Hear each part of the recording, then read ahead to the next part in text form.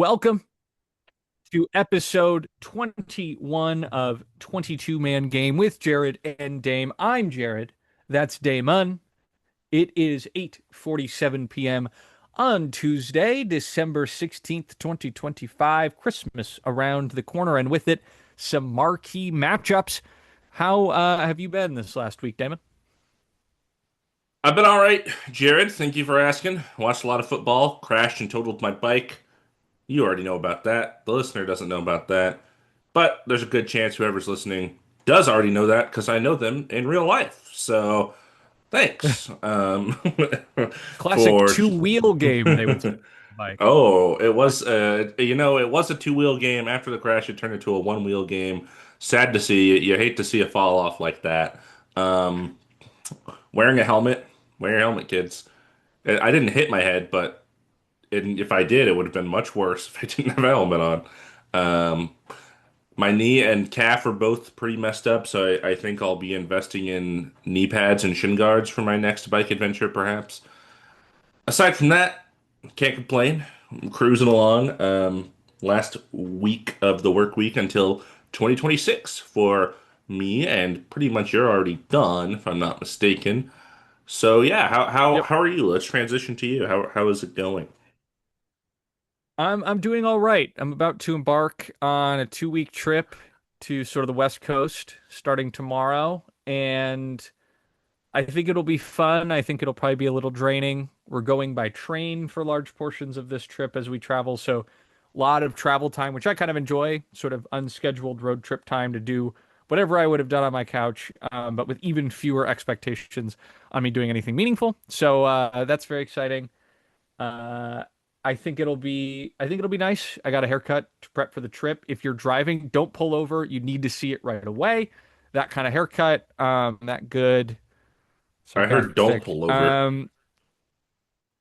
Did you Oh, say did you say dude, go? yeah, don't pull over because as the vehicle is moving, you shouldn't waste a moment trying to stabilize your vehicle on the I side of the see. road. You should immediately, while you're in motion, while you're in traffic, endanger yourself to see how good my haircut is. That's what we call a Um, joke in the business, by the way. that is a joke. That is in the podcast world, we call those jokes. Definitely not something that crosses industries often, but something to understand if you're a podcast consumer. Also excited because I'm going to be making some changes to my background, likely in our not our next episode, but the episode after. I've been working on a craft, and I want to put the craft back here. It's Oh, football related. I think it'll be kind of fun. very We'll exciting. I see. need I need Maybe to it get a won't little more read football. I got a very lot of well. basketball in my background. I need a little more football life. Yeah. Yeah, I should see if I've got any merch. I do have from the Bucks game. I have a David Montgomery poster. I feel like that could be a good Mm. fit here. And then I've been making some sort of at home football themed wall art, and I think it'll be actually a nice conversation piece for us when it is up there. So I'm excited for it. That will be epic.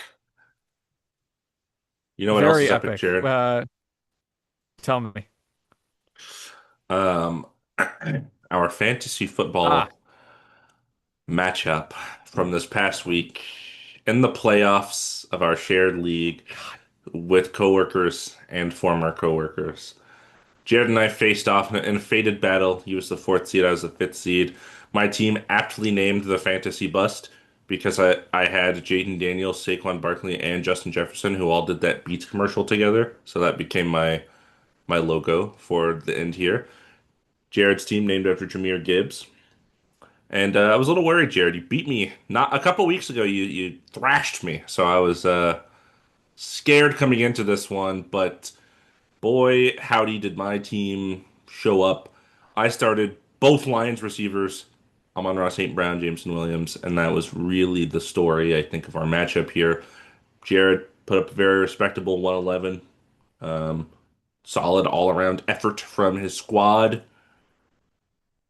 I had 170.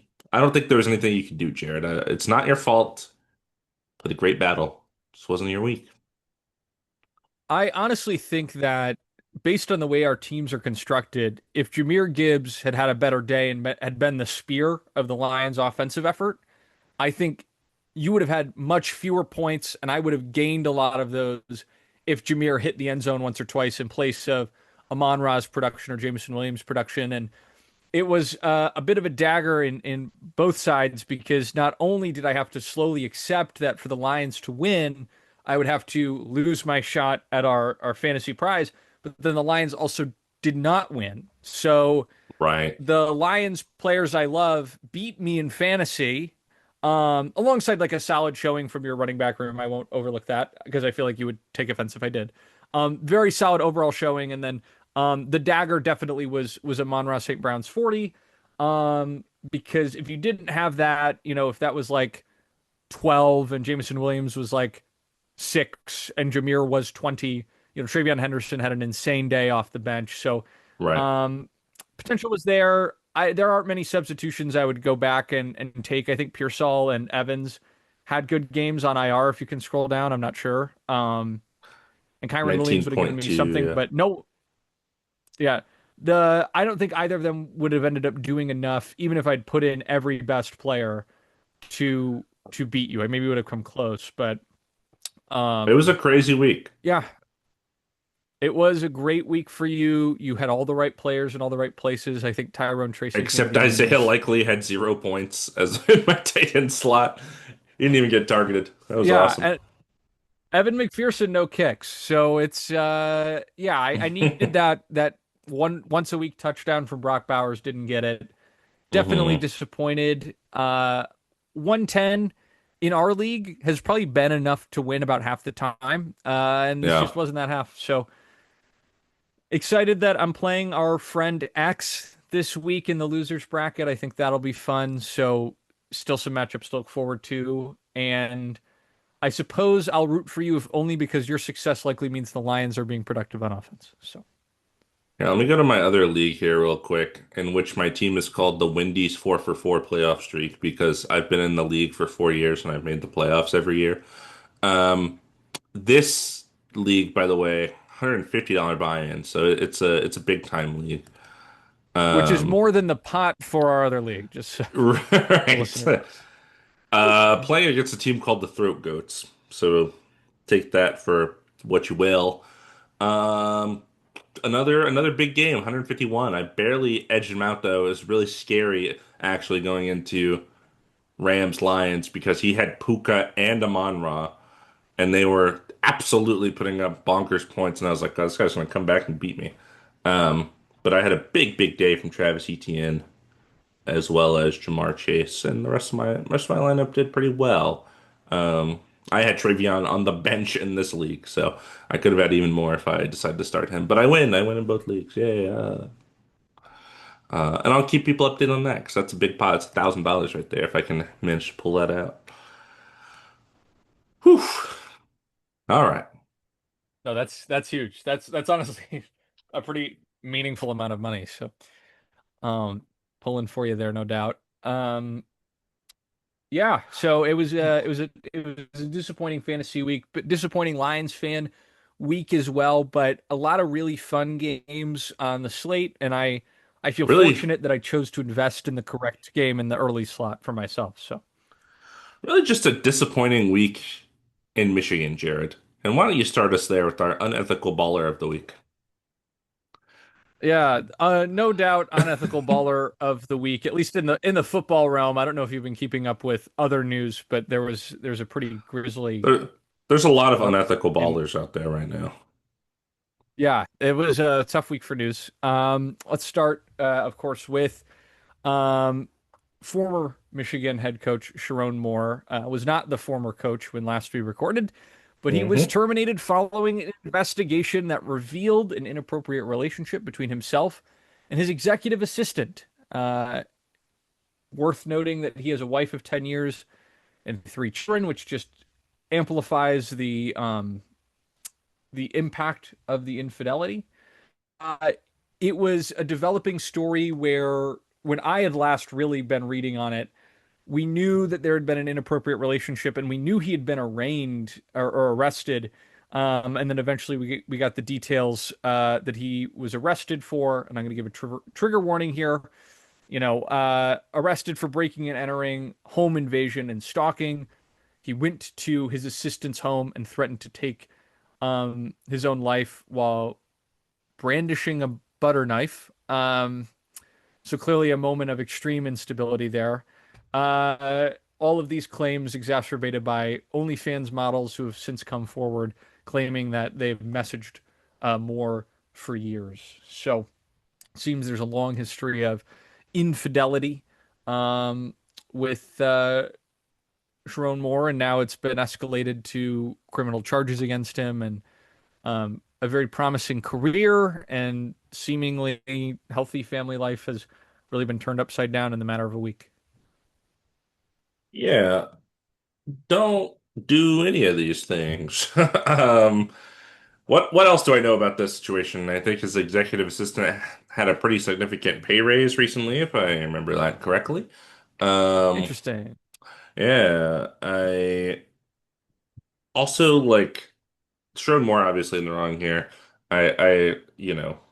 The assistant I'm sure knew, right, that he's married and stuff, so probably like it's not really her job to report that, but like, you know.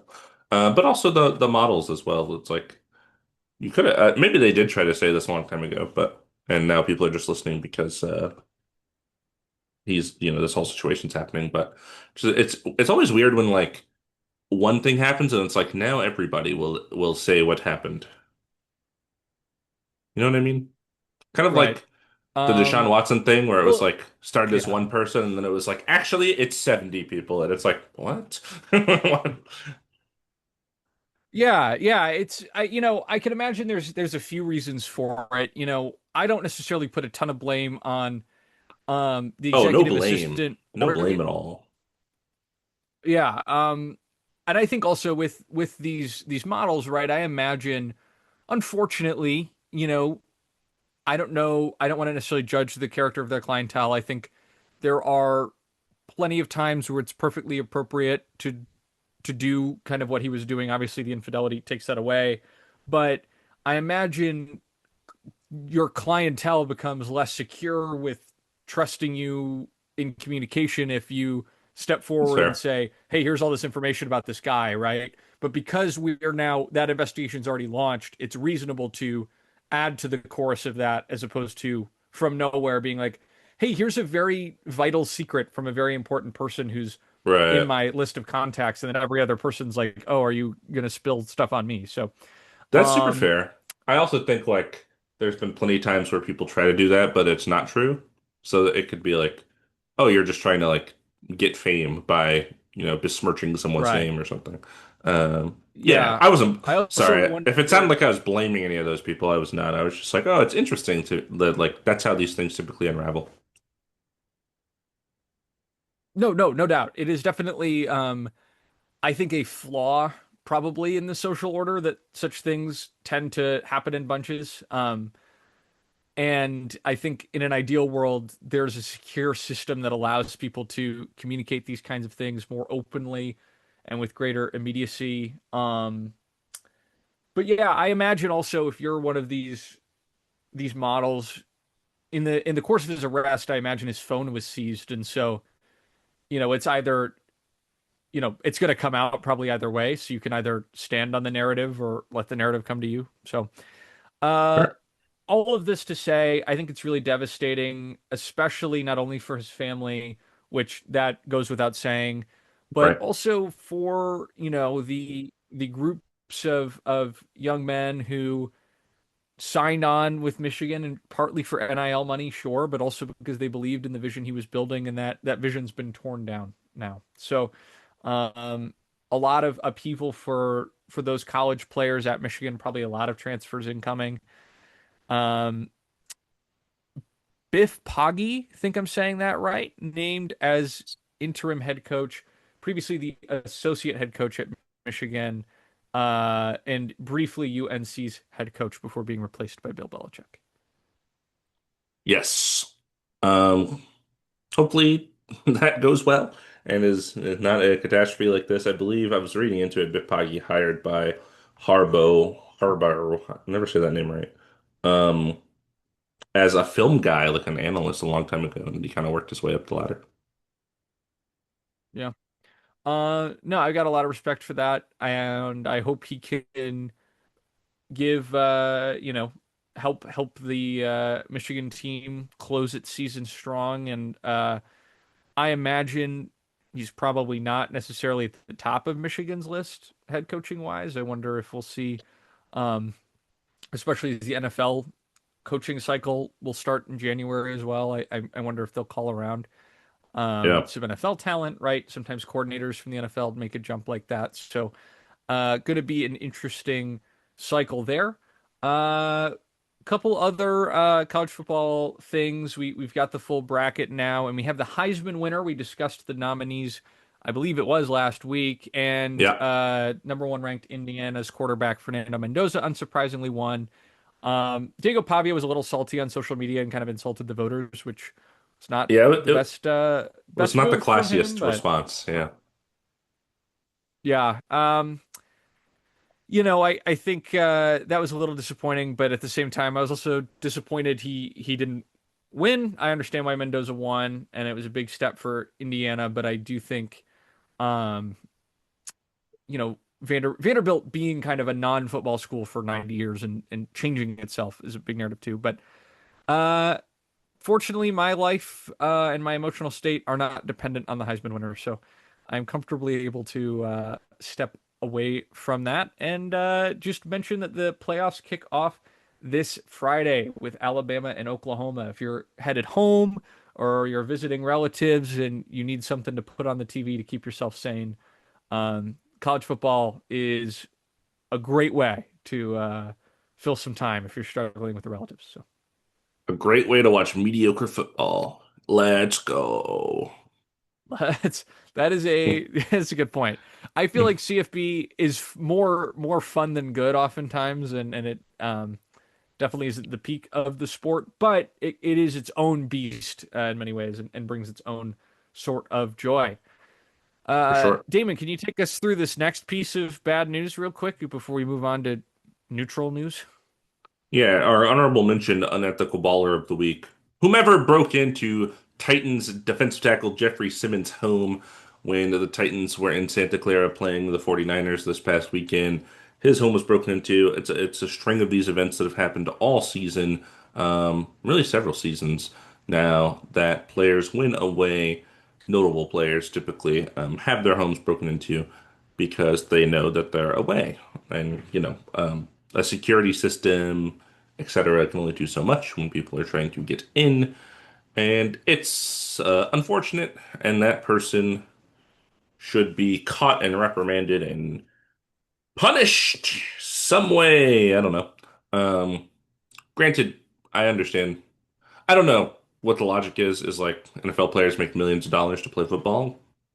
If that's the beef with it, I guess I get it. But I don't know. Taking people's stuff is really, it's hard to defend in any case. So, Yeah, I mean, I doubt this is a Robin Hood scenario, and right.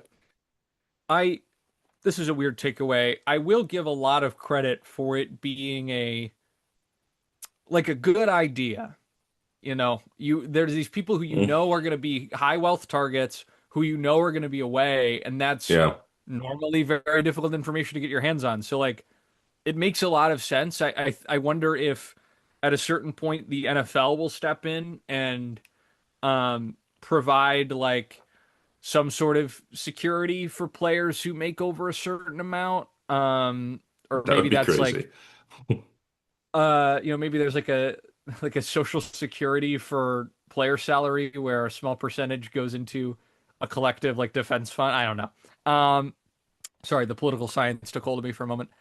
Either way, yeah, it's a bummer. At least Jeffrey Simmons had a very exciting play. We'll get to talk about this weekend, or this weekend. Wow, in the coming minutes.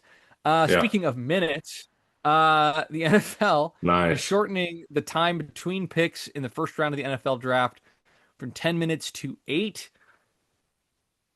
Okay, uh, word. That's It's to make fine. it end not at midnight, which I think makes sense. Yep. Um, I think it's difficult because I know for a fact that the NFL communicates with teams and asks them to use most of the clock, even if they've made a decision already, which for every well-run organization, just functionally, not even if you're picking good players, but if you're a functioning organization, you probably know with nigh certainty who you're taking, Yeah, you got a list, based on right? what players came off If the this guy's board. here, You have your trades yeah, already in place. I don't think most teams need 8 minutes. So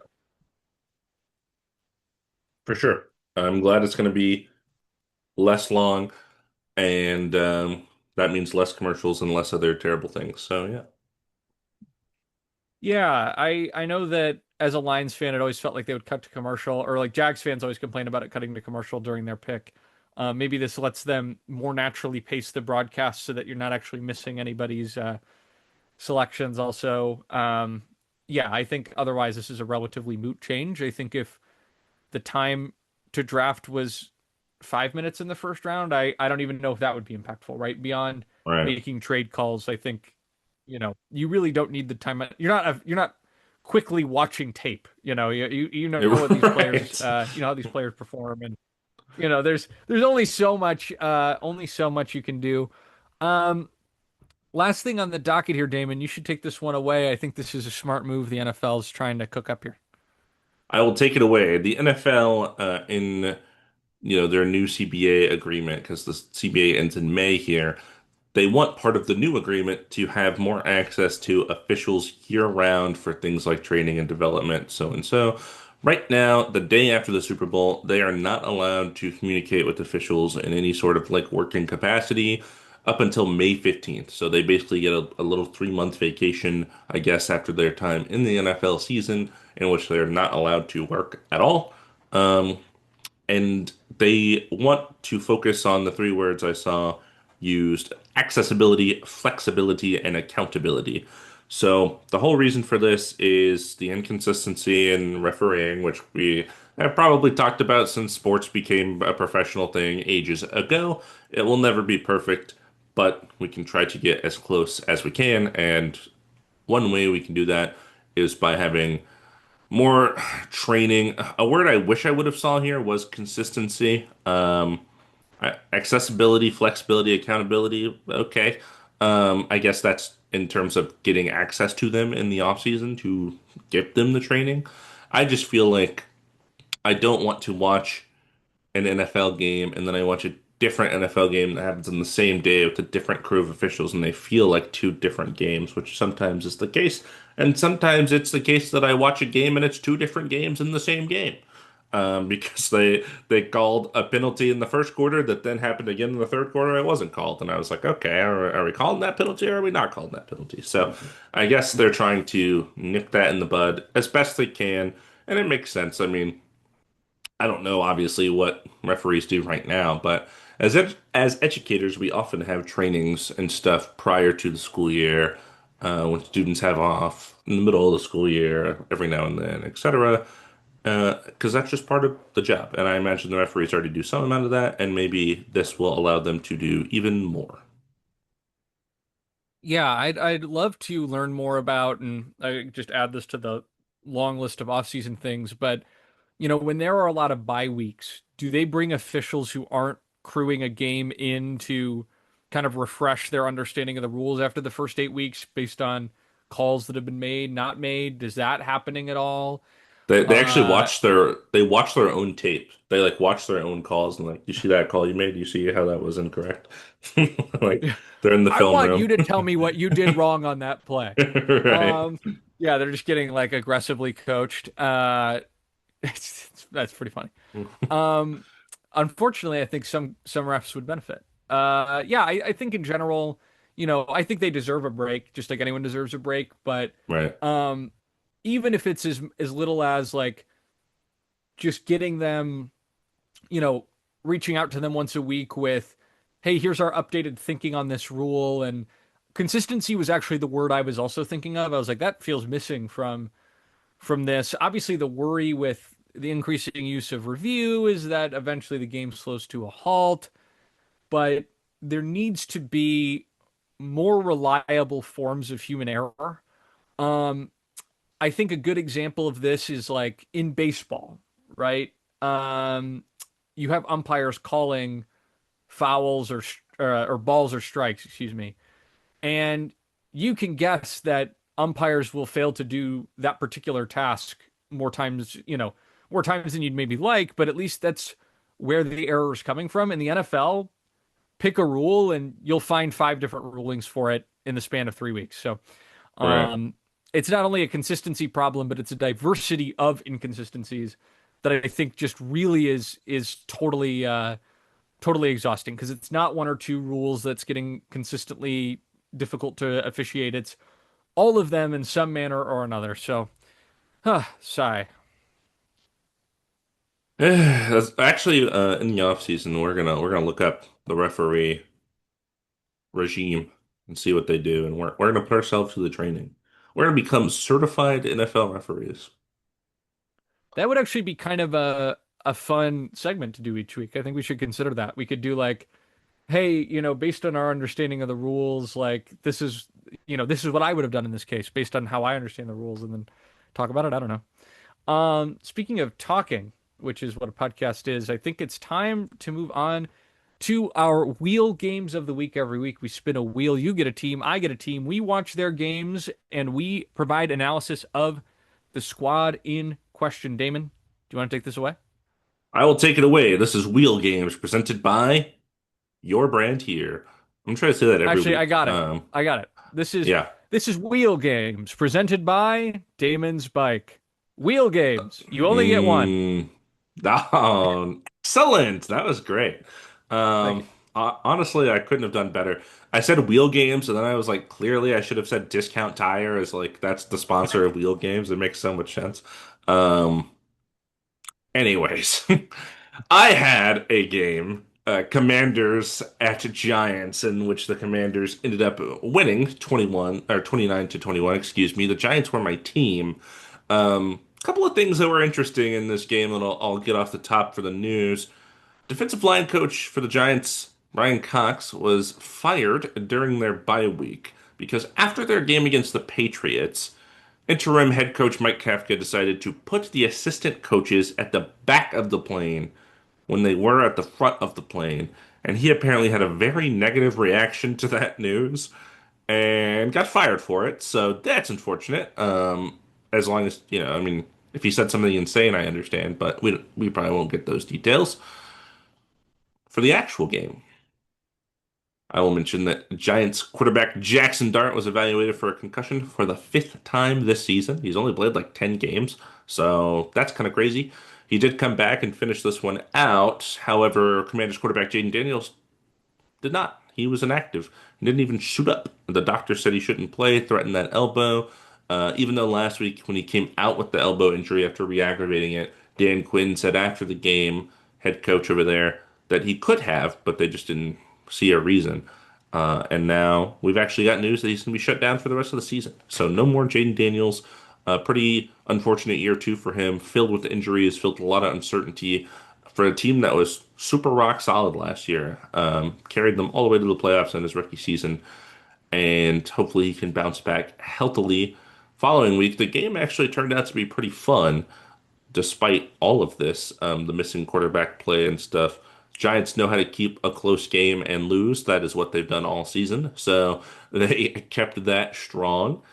Um, Marcus Mariota kind of having a little bit of like another resurgence again, like he did with the Falcons a couple of years ago. It's like, oh, here he is. Like I could see him realistically going to a team like the Jets, for example, come to mind as a team who doesn't really have like a surefire quarterback situation season one next year.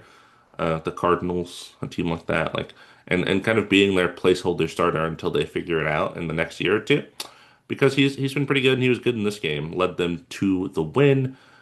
The Giants, Tyrone Tracy came back after being carted off last week with like a hip injury, and he looked really, really good in this game. There was a touchdown he had I was watching where he gets the ball, he's kind of going out on a sweep play on the outside, and he does this like little stutter step where he's like looks like he's gonna juke inside, but then he like fake steps back to the outside and then back to the inside again, totally crossed the defender up, made a touchdown, and then his second touchdown, he he caught a pass going out of bounds while being tackled by Bobby Wagner. And I was like, oh, that's an impressive catch. Now, Bobby Wagner is 40 years old, but Tyrone Tracy is a running back in the end zone on the sideline. That is not typically in his skill set, although worth mentioning, was a receiver in college. I don't know why I know that, but I do. So he was kind of the big thing for them on offense. Not a lot getting done in the passing game with Jackson Dart. No planned runs for Jackson Dart. They're still trying to get him safe. I did mention that concussion was actually a play that was supposed to be a pass, and he scrambled before he was evaluated for that concussion. So still monitoring that before the season's end. But yeah, the Giants are kind of just, floundering here at the end. No Malik Neighbors, no Scattaboo coaching staff, a lot of them have been let go. The defense is kind of falling apart every week. We talked about the kind of stout defensive line in the preseason. A lot of guys have missed time. Dexter Lawrence, for example. But they've kind of been whatever. Abdul Carter got his like second sack of the season, so like he's really hasn't made that much of an impact in terms of the pass rush. So yeah, they're not huge takeaways. I think they're kind of just trying to get the reps in to develop before the year is over.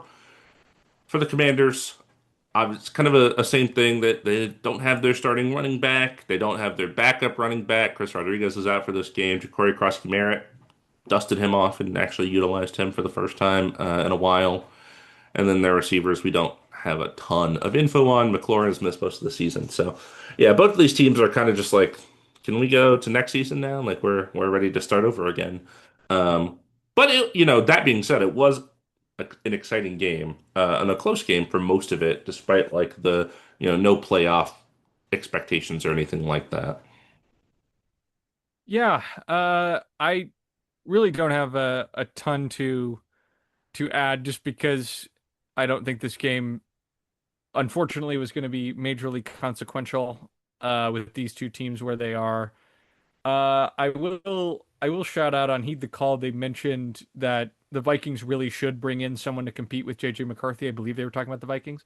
And Hmm. I wonder if that's a good spot for a Mariota type guy. Hmm. Because I think he is good enough to push.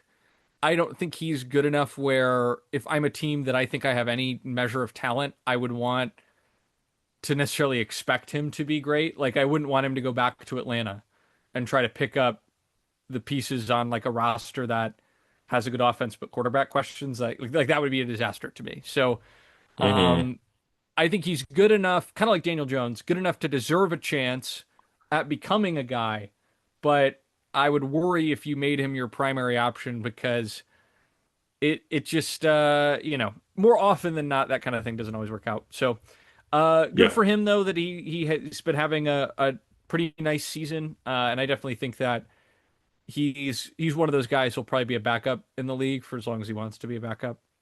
Right. So Yeah, I mean, your yeah, quarterback goes out, you could put Mariota in instead of, Max Brosmer. We're looking pretty good. jeez. I actually am going to call my shot. This is a random shot in the dark. I Hmm. think that Tyrone Tracy Hmm. next offseason will be the Brian Robinson Jr. of this offseason. I think Hmm. the Giants might draft or bring in a guy they like. They love Scattaboo, obviously, and they might just see Tyrone Tracy as the odd man out, and I could see him going to another team with a hole at running back too and contributing. I just get that feeling. No, I get that. I mean, I like him a lot. He kind of was a surprise last year as a late rookie pick, after I don't remember Singletary went down or something happened, in which he got the spotlight last year. And then they drafted Scotty and I was like, oh, okay, I guess that's over. Um, yeah, Brian Robinson Jr. hasn't really been utilized in San Francisco because Christian McCaffrey has been super healthy all season. But I would like for him to go to a place where he can get more consistent usage if they don't expect him to be that guy going forward. He feels like a guy who could succeed James Conner in Arizona. It just feels Mm. like it could be a good spot. Arizona's down to like their fifth string running back, but we'll get to that when we get to that game. For sure. Tangential to this. Sorry, we're talking about Tyrone Tracy. Yeah, he reminds me of James Robinson, I think was his name, the guy for the For the Jags who had Jaguars, yeah, late who round or had undrafted, I think. yep, he was an undrafted guy, but I swear he had like 1,000 yard season or a really He productive did. His season. rookie year, he had 1,000 yards. Yeah. He was insane, and then they either brought in ETN. I think it was they brought in ETN and I then think, Robinson yeah, just kind of, I couldn't remember if it was ETN or Tank Bigsby that had actually come in, but either it way, was ETA, yeah. they just totally erased James Robinson, and then he really didn't even latch on anywhere else. It was Yeah, this he's bizarre sort of out of the league. Yeah. yeah. So I just kind of wonder if they're going to bring in another guy, and then with Cam and whoever they bring in next offseason, does Tyrone just find himself the odd man out? That is the 6 minutes of Tyrone Tracy analysis that you listen to this podcast for. So, Hey, we haven't talked about him all season, so I got to get him in while we can. It was our wheel team. um, That was my wheel team. Okay, I got to no, no, focus no. on Your him. analysis is valid. My choice to heavily put a microscope on him was maybe ill-advised considering our temporal restraints. Fortunately, my next wheel game is up, and I honestly don't have too much I need to get through here. This is Broncos 34, Packers 26, one of the week's marquee matchups. I was watching this one at pace, we'll say. I wasn't necessarily luxuriating in this game, so it wasn't I wasn't steeping in it, but I did steep in what may have been the actual game of the week. That said, some big news coming out of this one. Most of it impacting the Packers here. I'll go from least to most potentially severe. Sure. First, Packers right tackle Zach Tom and safety Evan Williams left with knee injuries that are both believed to be short term impactful, but short term impactful for a team that has playoff aspirations as long as they're back in January. I think they'll probably be happy with that. Worst news, Packers wide receiver Christian Watson exited with a chest injury and went to the hospital, later cleared to travel with the team that night. So that's good, but chest injury, hospitalization puts you on edge for sure. I don't know if you know the time horizon for this particular injury, but Christian Watson definitely It's pretty much provides, like, oh, maybe he'll play this week. That's kind of the what I'm hearing. yeah, it would be huge, especially in this game. Coming up against the Bears. They need everyone they can get, and someone they won't have was their massive investment of this year. Micah Parsons left the game with a torn ACL late, meaning that their two first round pick investment in Micah Parsons to push themselves over the top this season, unfortunately struck down with injury, and there are I could maybe only Jordan Love in terms of players on this team that their injury would have such an impact on their season. Um, it will be interesting to see how the Packers cope with his absence, and you have to root for a full recovery there for Micah. So that was disappointing for the Packers. On the Broncos side, they definitely let the Packers get ahead of them, but their defense is really disruptive at the line of scrimmage. Josh Jacobs busted out for a nice run and had a sweet touchdown catch. But otherwise, the running game was mostly bottled up. Some intermediate passing going on. But the Broncos just had a really commanding defense. One of my favorite touchdowns of the year came on just a really well scripted play where Troy Franklin ran an elite route. Bo Nix just puts a laser threading through the zones right into his hands in the end zone. It was an awesome play. And a Broncos offense that has not been thought of as high flying put up a lot of points with some nice consistency, moving the ball in chunks as the Packers were ultimately just able to squeeze a little more juice from the proverbial lemon at game's end here. Um, but I think their defense is a big narrative. They had multiple takeaways.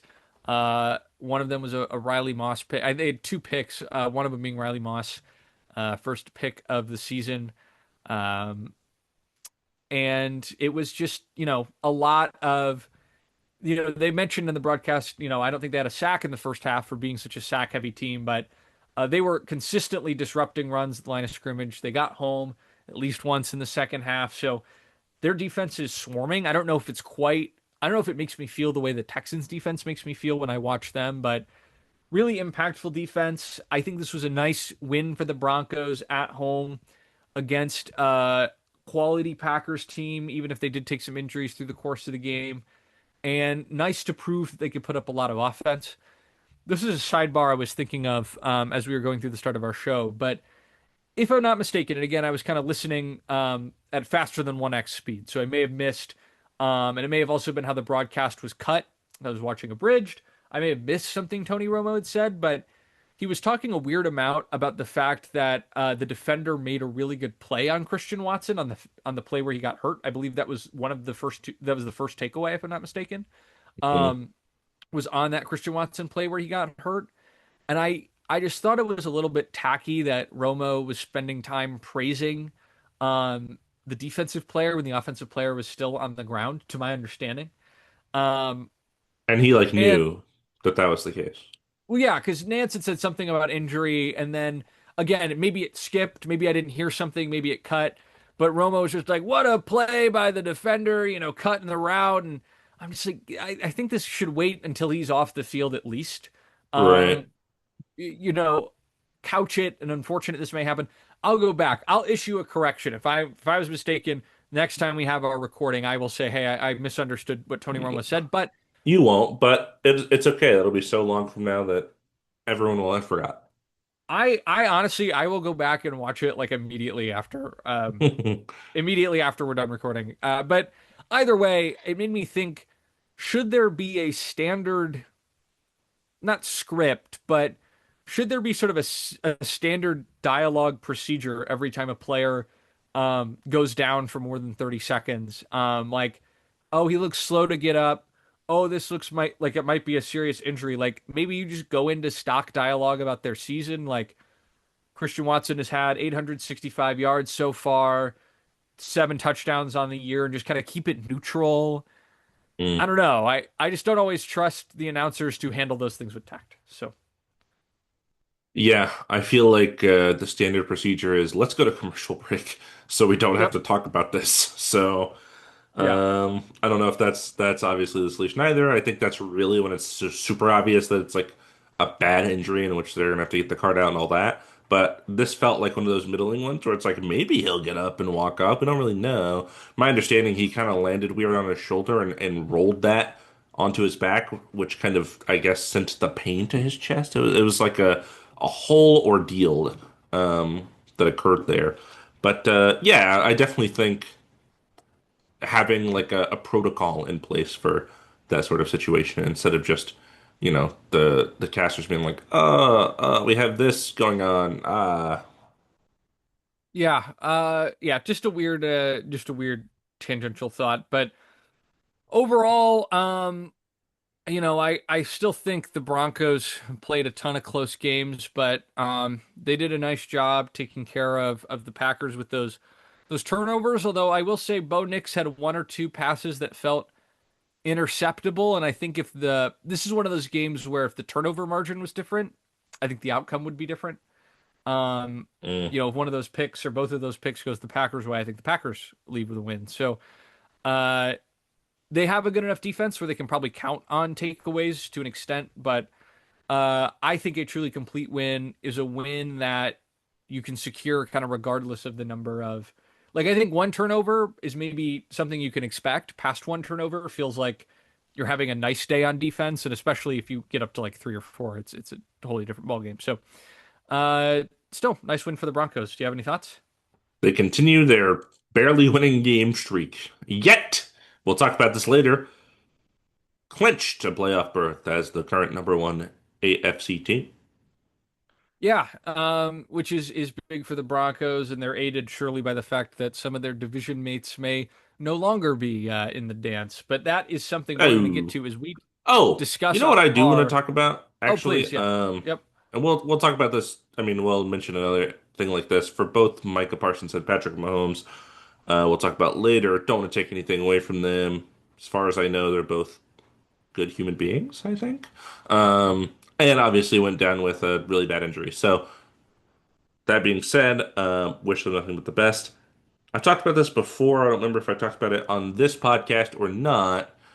Can we stop when we have a catastrophic injury that is derailing potentially our career? Can the first thing we not do be to thank God on social media? Can we do anything else? Because I just like I don't like it. People do it when they win awards, and I don't love that either, but like I get it. But you just went down with a horrible injury, and the first thing you're gonna do is like, God has me in this. It's like, I don't know, man. You just tore your ACL. I don't know if he did have you in that one, but that's a sidebar for me. there's something less. I don't want to say it's insincere. I think that's wrong, and I admire that their desire is to, because there's probably a lot of fans who are really worried about them, and so projecting confidence and faith probably resonates with a lot of people. But I also think there's something to be said for owning up to the pain that an injury causes, right? Because in 8 months, right, they'll talk about, oh man, the recovery was really difficult for me, but we don't really see that in the process of the recovery. And I think there's something to be gained culturally from a little more transparency with that experience through rehab. I think it could probably resonate with a lot of people. People get injured in their everyday lives, right? There are people who need PT, and such things for all manner of reasons, and having a major athlete kind of chronicle their experience with those emotions might be really helpful for someone who's in that space. So, As soon as I crashed my um, bike, I thought, thank God I crashed my bike. Um, you were like, what would Patrick Mahomes do if he crashed his bike? Uh, how would he relate to me? Yeah. Uh, no, there's something about, but there is something about it for sure. what about like, I don't know, your doctors? I don't know. What about someone else? Yeah, I mean, like, I think if you start with thank you to the medical team who responded on the field and all the doctors who've helped Right. stabilize, and then you click to the next Instagram story, and then it's the message about God, right? So like you get the first one, And then like and we're four lines down, it's like my family, and it's like, okay, there, yeah, there we go, there right. we go. Um, it's definitely something that I think with our belief systems is not the way we would necessarily approach that situation. Um, All right. Yeah, Let's talk about our big games worth talking about of the week. We call these the pop and stop games of the week, the games that popped and the games we wish would stop, but we also come up with a different name for it every week. Damon, what is a fun little rhyming tag here for this segment? yeah. How about this? And keeping the religious thing going. Uh, Games that were well and games that went straight to hell. I like that. Um, Games that gave me faith and games more evil than a wraith. I don't know. I'm dying. That was good. Games that I don't know, made me feel like a god, and games that should have been cannon fodder. That's I like that. How about games that were monotheistic and games that extracting joy from would be unrealistic? Oh, Uh, okay. Okay. What else do I have? Nothing really. Like I just keep thinking of religious words. And I'm like, what rhymes with that? No, no. Um, do you have anything else in your wheel basket here? I am worried that we're going to teeter from playful to offensive the more specific we try to get. So Excellent. I think that I'm gonna walk away. Uh, Games that show restraint, and games whose faith we taint. Those are the two options here. Uh, no, let's jump in and shout out to Thursday Night Football for being a matchup worth discussing. This was yeah. a gross game by the Atlanta Falcons that they had no right to win. But Damon, did they? They sure did. On the back of Kyle Pitts and a legacy legendary performance, they went up 29 at the Bucks 28. Bucks were wearing the creamsicles. You hate to see the creamsicle uniforms go down. The Falcons, I like the red helmet. I really hate the old Falcons logo. It looks so bad. Um, it's gross. But yeah, Kyle Pitts, 3 touchdowns. One of which was awesome and maybe not a touchdown, but the way he caught it and fell out of the end zone was kind of cool, so I was okay with it. The other two were pretty standard. They didn't have Drake London, and Bijan had a huge game as well. Worth mentioning on the other side, Mike Evans and Jalen McMillan both returned from IR. So they were kind of for the first time all season had their full arraignment of receivers here. Evans, Godwin, Egbuka, and McMillan, their top four. And the Bucks still can pull a win away, a win on this eliminated Falcons team, who at many times this season have looked subpar without their starting quarterback. And that's unfortunate for a team that could have, got a real hold on the division here. Luckily for them, the team competing with them at the top also lost. More on that later. What did you get from this game, Jared? I think the stat was what it was like. This is the first game where a team that had 14 plus penalties and was down by 14 or more won the game or something. That's a crazy stat. Wow. Yeah, and a sample size of probably four. I don't know. Right, 14 penalties is insane. Yeah, it's some ridiculous thing like that. Yeah, I mean, I think this is a really disappointing game from the Bucks. I don't know if you watched or listened to anything that included the press conference from Todd Bowles afterwards, but he was deeply displeased. Yeah, yeah, And yeah, I mean, I think that this to me is kind of a nail in the coffin on the Bucks and probably the NFC South sending a legitimate team into the playoffs. We'll get to the Panthers later. hmm Um, and yeah, I just losing. I understand it's a divisional game. I do, but a divisional game where the other team's doing everything they can to lose and you still let them win is devastating. I think morale is shot. If you're a Bucks player right now, I know Baker Mayfield is the tide that lifts all boats, but just a really difficult sitch here, and I think this might be bye bye on the Bucks having any chance of winning a playoff game, in my opinion. yeah. They feeling like that really weak four seed that's going to get obliterated by the five seed right about now. Um, yeah, that feels about right. Let's move on to another divisional matchup. This one of much more consequence. The Falcons went into their game against the Bucks already eliminated, so their playoff odds did not change with their win, of course. But the matchup between the Bills and the Patriots was of great consequence. The Patriots not only leading their division, but their conference. So the Bills, with a chance to nip at their heels, go to New England with hopes of shaking them loose in Foxborough. Unfortunately for the Bills, the Patriots had an incredibly dynamic first half, but fortunately for the Bills, Josh Allen and this team would not give up and rallied in a game that looked over at the half, winning 35 to 31. They're down This result 21.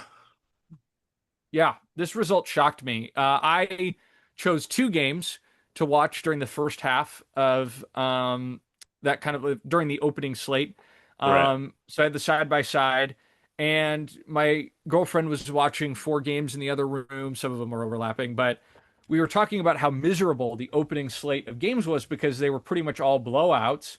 And then this game turned around and became absolutely electrifying near the end with the Bills furiously storming back and the Patriots just not having enough gas to respond. And yeah, I mean, it turned into arguably the must watch game of the week just from a thrills standpoint.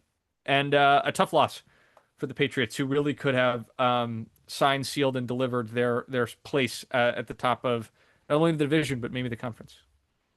Yeah, they were what an 11-10 game win streak, I think, coming into this. I think they're 11 and 2, starting 1 and 2 this season, 10 game win streak. Fallen at the hands of Josh Allen, who's an absolute freak show, and one of those players that I'm like, yeah, I can't count that guy out yet, actually. I feel like the only time I've seen him rattled in recent memory is when they played the Texans and the D line just kept getting to him like every play. But aside from Yeah. that, like this guy is just like, yes, sometimes he makes some errant throws. He's throwing 50-yard cannons, but he takes off scrambling, he runs people over. It's like, this guy can do anything, and this whole season he has not had really any receiver of note. Like we respect what Khalil Shakir can do, what Keon Coleman can do. The tight ends have been inconsistent with Kincaid and Knox over there. But he's going to make sure it gets done. And James Cook had a big day too for them. So I should mention him as well. Yeah, this is a leader of a team that, if I had to win one season, right? If I had to start a season right now and I had to pick one player with the first pick, Josh Allen's up there. Yep. Yep. Um, you know, probably number 54 after every Lion. Right. Right. No, I Actually, genuinely 55. We'll put Frank Ragnow on there too, Frank right now, yeah, just in just in case. case. Yeah, Yeah. I'd rather take the chance that he may want to. No, but absolutely, I think Josh Allen is, he's a threat in so many ways. That he is a true difference maker and a player who is, yeah, I think this definitely changes how we think about the AFC playoff race, just because um, the Bills against a very good Patriots team won a seemingly unwinnable game based on how the first half went. And anytime you can do something like that, you can do anything. And if you can do it three times in a row or four times in a row, you can win the Super Bowl. So a hmm really nice impact win for the Bills here. Any other thoughts on this one? Oh, I do want to add first. Trayvon Yeah. Henderson looked like a menace in Yeah. this game, just an absolute dominant performance, and I think that between Drake May's overall effectiveness and the potential awakening of Travion Henderson as a premier rushing threat, the Patriots may be able to scheme up some really exciting offense that, whenever they make the playoffs or are in their playoff matchups, they might have another level to show us. So Yeah, I will say this, Travion. Last time I checked, which was like 1 day ago, odds-on favorite for Offensive Rookie of the Year, which is kind of crazy because he's like barely played in a lot of the games. Um, Also, 450 plus yard touchdowns. Ties Saquon as the only other player to ever do it as a rookie. I think that this year, I always think about Peyton Hillis on the cover of Madden. I think this might Yeah. be this might be the Peyton Hillis year for like the rookie offensive and defensive rookies of the year, because Mm, if it's it's just a Travion Henderson and crapshoot. Carson Schlesinger, right? It's like Right. Carson Schlesinger might be the defensive rookie of the year of like Peyton Hillis's, right? A random Brown Yeah, yeah. who I wins an hear you. award. And that's no disrespect to Schlesinger, who's played great. I just think it's quite possible that in a few years, or maybe in 10 years, right, you get people getting into the game and they're like looking back at rookies of the year and they're like, who's this Schlesinger guy? When he's kind of on the tail end of his career. So just kind of an interesting thing that I feel like for the most part we've had some pretty obvious picks for those awards in the past. This year hmm it's pretty You pretty had ambiguous. Trapion on your list, so you were right there. Let's go. Damon, why don't you take us through the other half of Falcons Bucks? The rest of the NFC South played each other as well. Correct. The Panthers played the Saints, and with the Bucks loss on Thursday Night Football, it was like, oh, okay.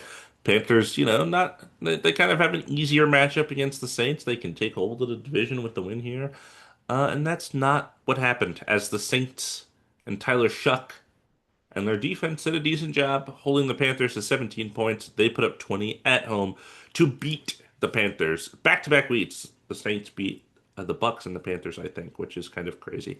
Um, and they're getting some momentum here. Now, granted, their season has been over for a while in terms of playoff contention, but I do think this is kind of what a lot of teams want to do at this time of year, and the Saints have maybe done it better than anybody in recent weeks with getting your young guys out there, seeing what you got, bringing some momentum into the offseason, seeing what next season could look like. I think they've done a good job of that, and they happen to be getting some wins on top of that, which is nice to see. I didn't watch a ton of this game myself because it was Saints Panthers. So it was not on the top of my list of like, these are the games I must pay attention to. But I am happy to see that they are doing well here at the end of the season, not just because they're winning, but because they're playing more competitive football than I think most people thought they would be at this time of year. Yeah, full candor. I did not realize that the Saints had won this game until I believe this morning. Mm. I think I'd seen that the Panthers were ahead, and then when I went and looked at the finals for all the games, I just auto-corrected that the Panthers won, and I was like, "Yeah, Panthers. You know what? I like the Bucks, but Panthers, I want to see you in the playoffs, baby."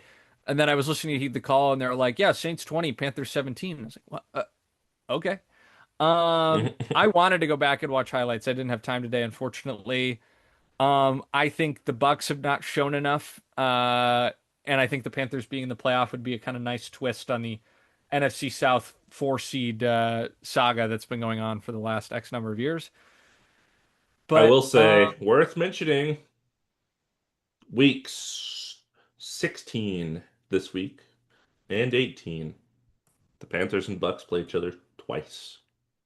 yeah, I'm bummed I'll be out of town for week 16. I would absolutely sit Hmm. and watch that if I had the time, but week 18, I think that's one that'll be definitely on my radar to track um, because it matters. And I wonder also, I probably want to catch one more Saints game before the end of the year because I want to see how much Tyler Shuck is responsible for their improvement. Uh, Hmm. if you're a team who is getting these late wins, right? If you're the Saints, you're now probably dropping in the draft standings. And you might be at pick 5 or 6 instead of pick 1 or 2. And if you think Shuck's the answer, I don't think you mind. If Shuck you don't believe is the answer, I would start to get a little nervous because that takes me out of contention for maybe those top 2, 3 guys at the quarterback position. So Not a heavy quarterback draft, by the way. that's fair. Maybe it's worth running with Shuck for a couple of years. And if he ain't it, he ain't it. But yeah, honestly, besides Mendoza, I can't think of another quarterback that's being super highly touted right now. So Yeah, a um, couple of them are going a lot of I think the relatively highly touted ones are going back. So yeah, I not know coming Lenora out. Sellers is going back. Uh, Pavia was another Heisman finalist. I actually don't even know if he'll make the league as a quarterback. I could totally see him getting converted to another position. So Right. uh, definitely The next not a ton of Taysom QBs Hill. too. And honestly, that would be the perfect role for him. Uh, I think there's or like a Julian Edelman or something like that. Mm. I can't remember if Edelman played QB at any point, but uh, either way, the guy from Ohio State, another Heisman finalist, he was a redshirt, so he's like not Julian even Sayin. Yeah, I think this was his sophomore year. saying. Yeah, so he's still pretty young too. So maybe we see a more loaded class 2 years from now, and that's when the Saints make their move. But Shuck will probably have a lot of runway based on how the season is ending to try and be that guy next year if the Saints opt not to invest in a quarterback where they land in the first. Let's Damon, why don't you get us through this game nice and quick here so I don't have to think about it. Uh, it's hard. It's hard to do quick. It ended up in the pop games because it did pop. But the Rams managed to put up 41 at home against our very own Detroit Lions, who had a respectable 34. This is time for Damon's Ethical Baller of the Week after Jared did the Unethical Baller of the Week. That's how I like to do it. I like to make him do the bad and I do the good. Jameson Williams was the Week 15 NFL PA Community MVP for donating 250 winter coats for kids at DBG Detroit. He and his foundation also teamed up with Comerica Bank to donate 10K towards youth programming. Um, it's one of those things, right, where like, he makes several $1 million, so it's like, oh, 10K, whatever. But like, he doesn't have to do that, right? He doesn't have to. There are several people that make that much or more and do nothing. So, um, very ethical of JMO. We're happy he did that, especially because like I feel like he came out of college with like a little bit of character concern, right? And doing things like this will help that image. So that's nice. In My terms my of, yeah, dream go ahead. oh sorry, my dream is for JMO to just continue to kind of like mature. I think he's definitely kind of like you know, I like JMO a lot and I hope that he continues to make choices that highlight the positive aspects of his personality and he can continue to be impactful. I was thinking like, oh, 250 coats and I thought about winter coats and I was like, man, I Like mean $50 maybe a coat, probably, yeah, right? 40 or $50 a coat. So I mean that's probably another 10K, right? And yes, for sure, he's making a ton of money now, and he made a lot on his rookie deal. But I don't know. I mean, the fact that you'd think about it, and I don't know. Anyone who works with kids just gets a little more respect from me. So Sure. I think it's very sweet. Yeah, for sure. In terms of the actual painful experience that was the football game, a couple of things worth noting here. Jared, you still with me? Yep, I am. Okay. You lagged a little bit, so I couldn't tell. Rams wide receiver Devontae Adams exited with a hamstring injury late in this game. He's doubtful for this Thursday game against the Seahawks. It's clear as day. He's been running kind of for the past several weeks these short goal line routes that I've alluded to, out routes, in routes, short routes mostly.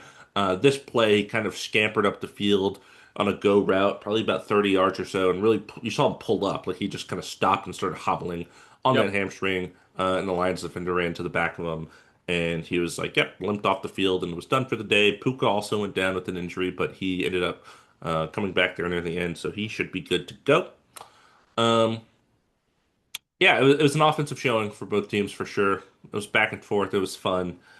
I enjoyed not the result, obviously, but I enjoyed the process, I think, from a lot of this game on both sides of the ball, really. I think both teams have, high aspirations for themselves, and I think they kind of left it all out there on the table, and I wasn't, again, disappointed with the result, but not disappointed with the game plan necessarily.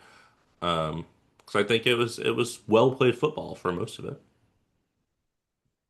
Yeah, I actually absolutely agree. I think unfortunately the Lions no longer control their own playoff destiny and we need to win out. And I'm not overlooking Minnesota and the Steelers are decent and we go to Chicago week 18. Definitely not the most cozy 3 games to have to win. Uh Hmm. and you need Chicago to lose another game, which, it's its own stuff. But um with that said, I tried to have realistic expectations going into a matchup against one of the marquee teams in the league, and we jumped out at the end of the first half. We were firmly in control. Rams came back and we sputtered in the third quarter, which was really disappointing. But the big positive takeaway as a Lions fan is I felt like this was one of the first games I've seen in this era of Dan Campbell football, and this is not meant as disrespect to this player, but I felt like oftentimes Jared Goff succeeds from efficiency. This felt like a game where Jared Goff used his arm and his processing ability and his ability to read the field as a weapon, and he was taking multiple deep strikes that were not necessarily consistent with how I'm normally used to seeing Goff play. Yeah, And I think if he continues to have some of that aggression through the air and is able to practice that and hone that, the way he's sort of grown with his pocket presence, if he has another level to take his game in terms of having more confidence with deep throws, I think that opens up another layer to this offense in a way that will pay dividends long term. So I was really optimistic to see the way our offense played. Our defense was in dire straits, but also with a defensive backfield that's been heavily injured. And Aiden Hutchinson had a great interception of Matthew Stafford early in this game. Overall, disappointing result, puts our season on the ropes, but happy that it was competitive, happy that we fought, and hoping that as the season wears on and beyond, we're able to patch up some of these weaknesses, and I think we can return to, and I think we can have more success if we're able to clean some things up. yeah. The Hutch play was awesome. Definitely worth mentioning. I agree wholeheartedly on the offense. I think Amon-Ra was used often as kind of the safety valve, on let's secure the first down. He's a possession receiver. I think J-Mo was flying up and down the field, which is, his best weapon is his speed, and we haven't seen that a lot in his career. And I think that was utilized pretty well. I think Gibbs got pretty stuffed in this one in terms of Yep. his usage. They focused a lot of their defensive efforts there. Couldn't really get him going like he has in some of these games we've seen recently. But you can see the vision, I think, for this is how we should utilize each of these players, which I feel like as a fan has been clear to us for a while.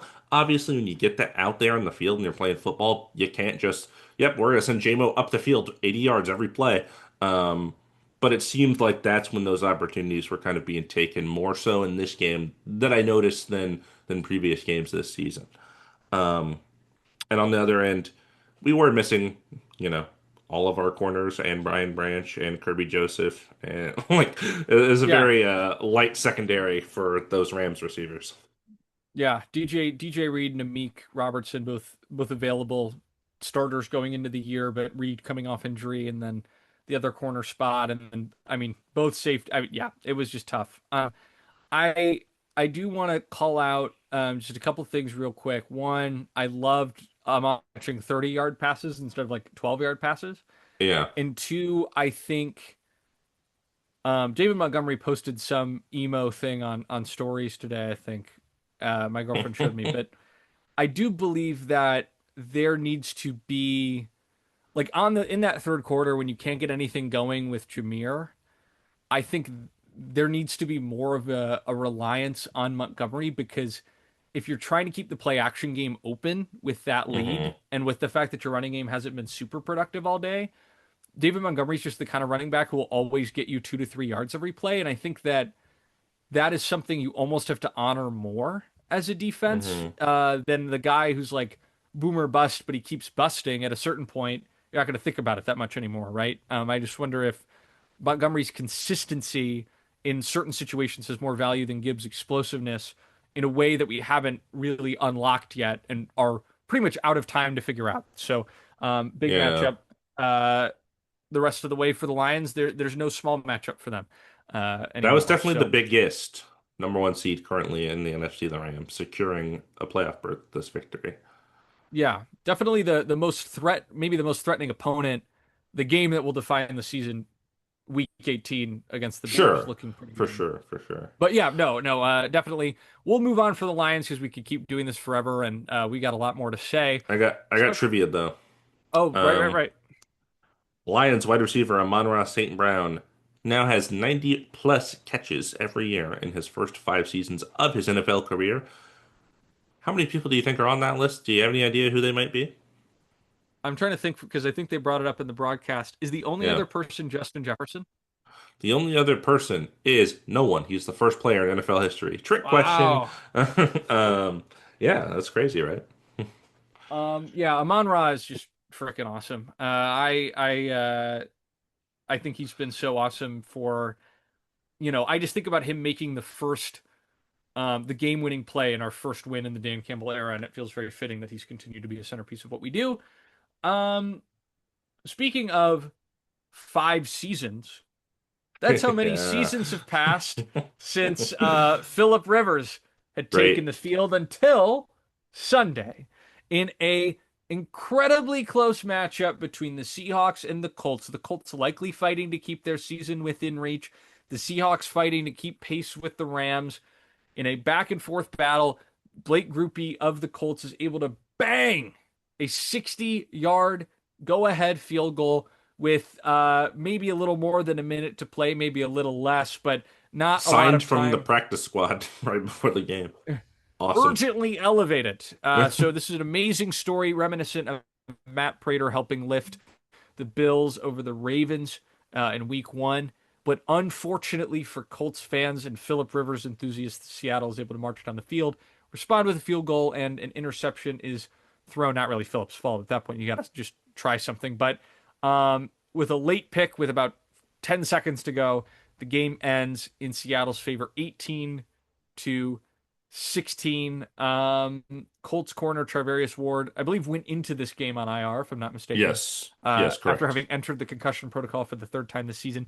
Colts also not having Sauce Gardner available due to his lingering injury. So a hmm weaker corner room for the Colts. I don't know how much of a difference that makes in a low scoring affair like this, but every player helps. And with the margins super close, you never know.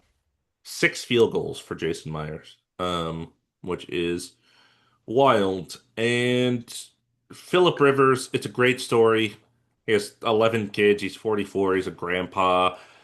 He apparently is familiar with the offense. I did not think he was going to get the start this quick. Basically, half a week of prep, and then he's out there against one of the better defenses in the NFL this season. Kept it close. For me, looked like a game manager. I watched a video of all of his throws in this game, and he, for one, he gets the ball snapped and he does this really old man looking shuffle where he steps like 5 times but moves like 3 inches. I was like, how did that even happen? Like he's just dancing in place, and then he throws like a 5 yard pass. The whole game was like, here's a 5 yard pass and a 7 yard pass and an 8 yard pass. It was all very like, minor stuff, check downs. That's how they advanced the ball a lot of the time here, which makes sense. But he definitely looked to be shaking the rust off a bit. And I'm a little worried about the Colts' playoff hopes, excuse me, going forward with this loss against a good Seattle team, but now 2 games back from the division leading Jaguars and a game back from the Texans. It's looking grim over there for Indianapolis here down the stretch. We'll see if they can somehow turn it around. Their schedule, I imagine, gets easier going forward after playing a team like this. And Seattle manages to keep on without, not a super impressive performance against this team, missing some players and starting a grandfather at quarterback. Yeah, I was super impressed that this game stayed close. I think it was one of those things where to me it felt like the worst case scenario was pretty likely, and this could be a 32 nothing like sadness fest, right? Right. Um, Instead, the fact that they were able to keep it competitive is great. That said, we'll get to playoff odds later, but the Colts in dire straits now, and I wonder if they get eliminated from playoff contention. Does Rivers play the season out? Um, a good thing here. I don't think this game was. I think this game was good enough from Rivers that it won't harm his Hall of Fame contention in 5 years. I think my Will worry with coming him back coming be back worth is not being in the hall for another 5 years?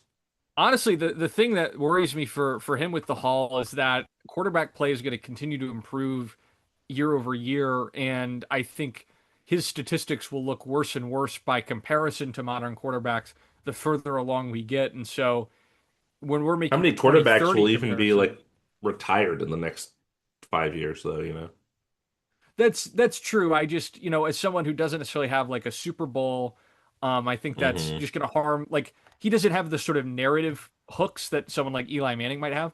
Although, did you know he Hmm. played an AFC Championship game on a torn ACL? I had no idea that occurred. That's awesome. I think it was like the 2007 AFC Championship. They lost, unfortunately, but the fact that he went out there and played on a freaking torn ACL, which is now like a bubble wrap, Sounds, go home, good night. yeah, that sounds like a catastrophic idea. It's Yeah. crazy. And the fact, I mean, they were like, I think he had a bad game, but the fact that they were competitive in that game at all is super awesome. And I think if he does make the Hall, that's certainly making the introductory highlight reel for him. So, uh, something that blew me away when I read it. Speaking of Reddit, Reddit is a website and also an app. Jesus. Discord is also an application, and we were using that application during Vikings Cowboys. Wow, I had no idea where we were going. I see. Go ahead. Uh, I feel like transitions are like that Wikipedia game where you have to go to the fewest Oh possible yeah, yeah, links. yeah. That's a Like great one. there are certain things you can search where you'll get there. It's just going to be a Hmm. circuitous route. So Damon, why don't you give us the breakdown on an NFC showdown between an eliminated team and an NFC not quite power? Hmm. Yeah, it was a weird game for sure.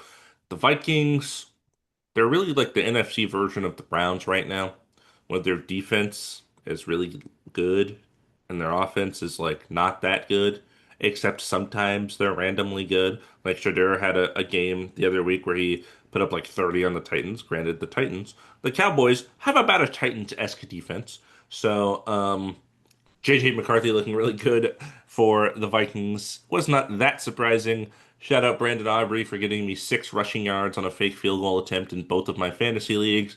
Very kind of you. The Cowboys, for a team that was literally had to win out and had like every other good thing go their way for them to make the playoffs, it didn't seem like they wanted it. It's kind of what it looked like to me. Justin Jefferson didn't really do anything. Aaron Jones was fine. Jalen Naylor had 2 touchdowns, which was insane. And somehow the Vikings put up 34 and the Cowboys couldn't respond. Their offense, they kind of do this every year where they go on fire for like 5 games and then they just kind of peter out. And that's what's happening right now. They were putting up what seemed like 40 points a game for several weeks and they can't quite get there anymore. And their defense is just so bad that they can't win unless they put up an absurd amount of points, which they're no longer doing.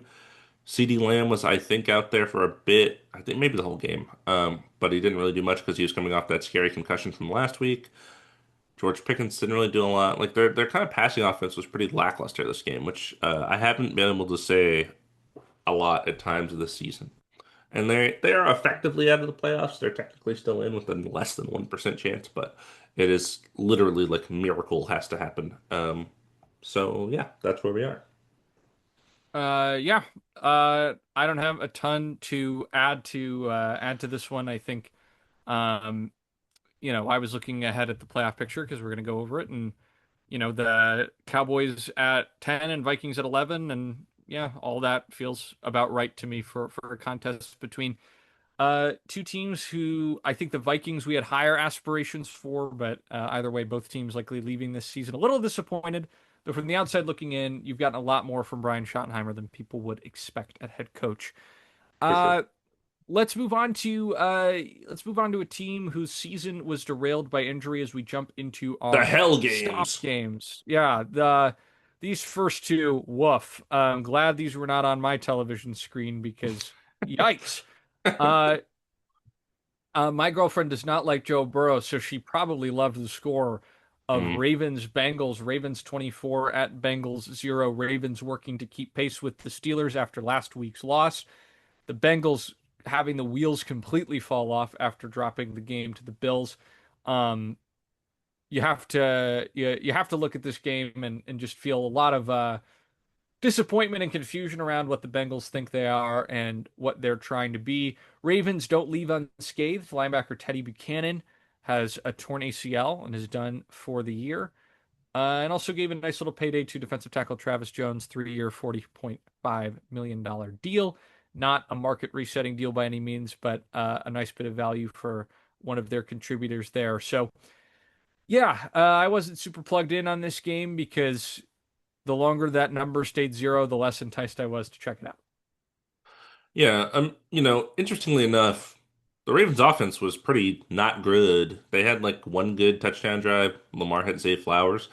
Aside from that, it was pretty lackluster. It was really a showing from the Ravens defense, as you may have guessed, but the Bengals scoring 0 points.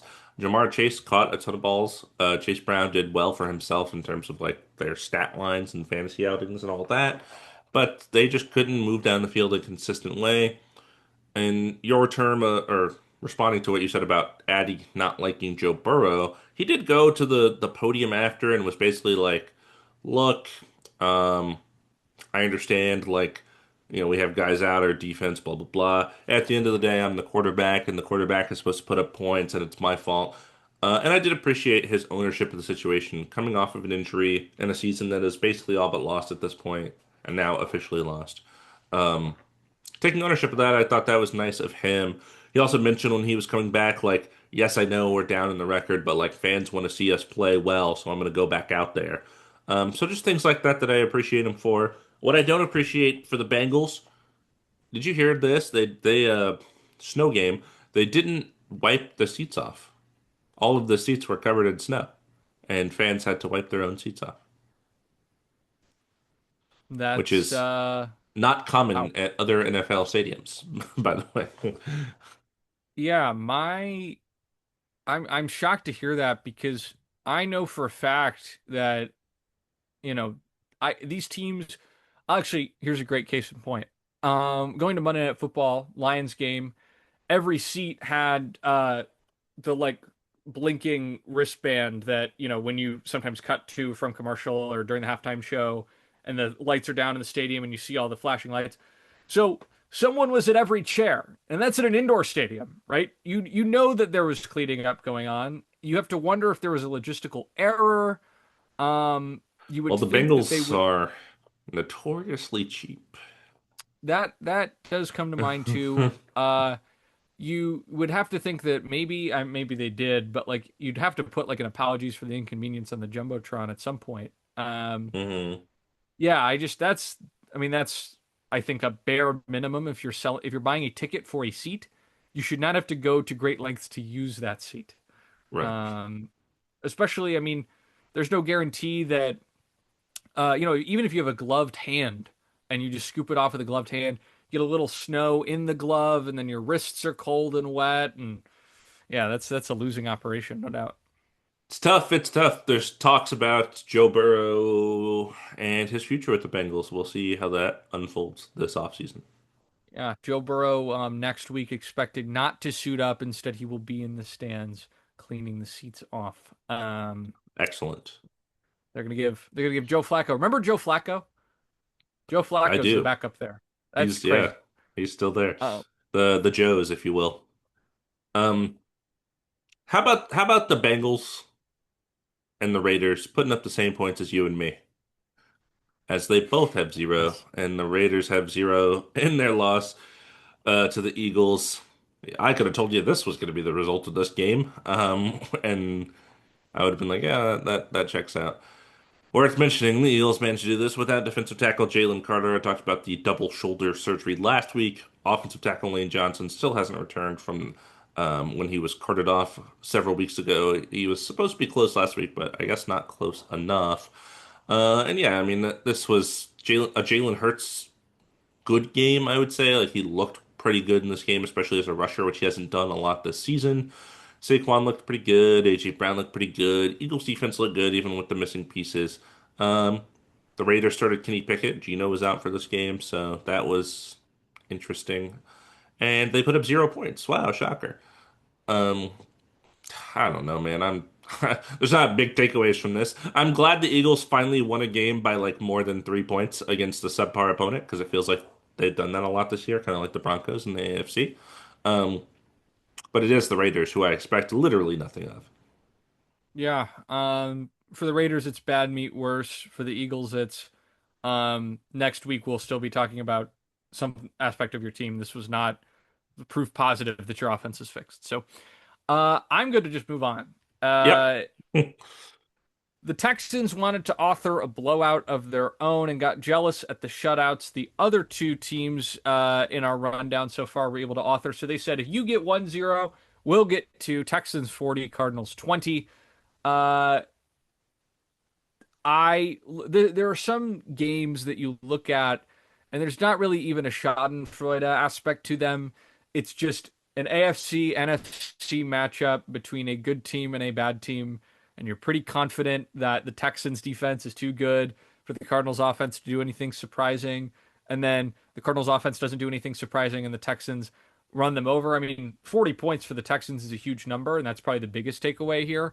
Um, hmm but I mean, they doubled up the Cardinals. I think the Cardinals are unfortunately a bit of a sleepwalking team who are once again find themselves, I think, in just need of culture. I kind of feel like even during the Cliff Kingsbury era, you know, they had like the Call of Duty energy from Kyler and like the smart guy energy from Cliff. Like, I don't think since Bruce Arians have the Cardinals had like a real vibe or identity as a team.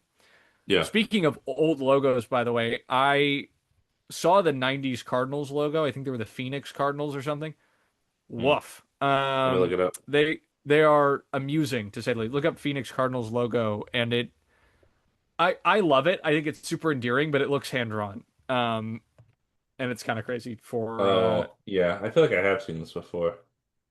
yeah, I doubt it comes out a lot. But boy am I just endeared by the fact that it is such a hmm dubious design there. But anyway, uh all of this to say, a couple big brutal injuries for the Cardinals that just continue to weigh on their offensive production. Running back Trey Benson was not activated from IR, which means his season is done. And running back Bam Knight left the game with an ankle injury that will take him out for the season. So I don't even know who the Cardinals are rostering at running back at this point. I Uh, do. is it It is DeMarcado still? DeMarcado is still kicking. He was injured as well for the last couple of weeks, but I think he's healthy now. And Jets legend Michael Carter is Oh, over there yeah. and running back. Yeah, yeah. So they got those guys, and then I don't know, probably some other guy I've never heard of. They'll like scoop up DJ Dallas off the couch, say let's come run a little bit over here. I feel like there's so many running backs that had like a year or two, and then they were gone from existence. That Like James Robinson, right? That you could just I take was a gonna stab say at. maybe he's coming back. Apparently there's a gentleman named Corey Kiner, I think, on their That's a roster. name I know. He must be young. He's got to be a rookie. That was my thought. Yeah. Um, yeah. They got I mean, no Kyler, which granted Jacoby Brissett has been better than Kyler this year. I could say that with a stamp. So not necessarily a downgrade there, but starter being out. Marvin Harrison has been out. Shout out Michael Wilson for carrying me in the fantasy these last couple of weeks. Um, James Conner, and then Trey Benson, and then Bam Knight. The running back injuries are countless, and then even on the defensive side of the ball, they just had so many injuries this year. It's unfortunate. I'm trying to figure. Oh, FD.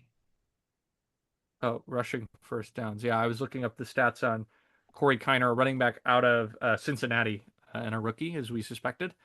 Mm, He might have been kind of like one of the top undrafted guys who maybe could have gone right. undrafted or something like that. He definitely, I remember his name.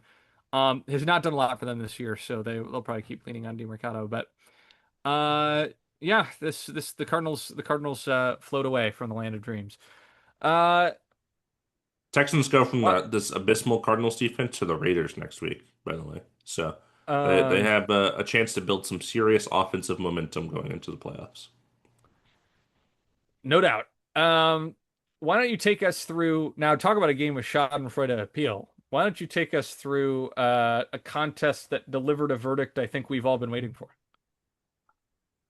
Whew. The Chargers, a whopping 16 points, a very ugly game from the Chargers. They didn't do a whole lot right. Justin Herbert had the broken hand. Hampton still ramping up, didn't look great. None of the wide receivers are playable in fantasy. It used to be all three of them were playable, and now you can't play any of them. The offense looked pretty stagnant. But the Chiefs' offense managed to look worse against this Chargers defense that I think has come on the past several weeks. They put up 13 here. But what's more unfortunate for them, quarterback Patrick Mahomes exited with a suspected torn ACL, was confirmed later. He actually had surgery today in Dallas, I believe, for it, or yesterday, one of the last 2 days.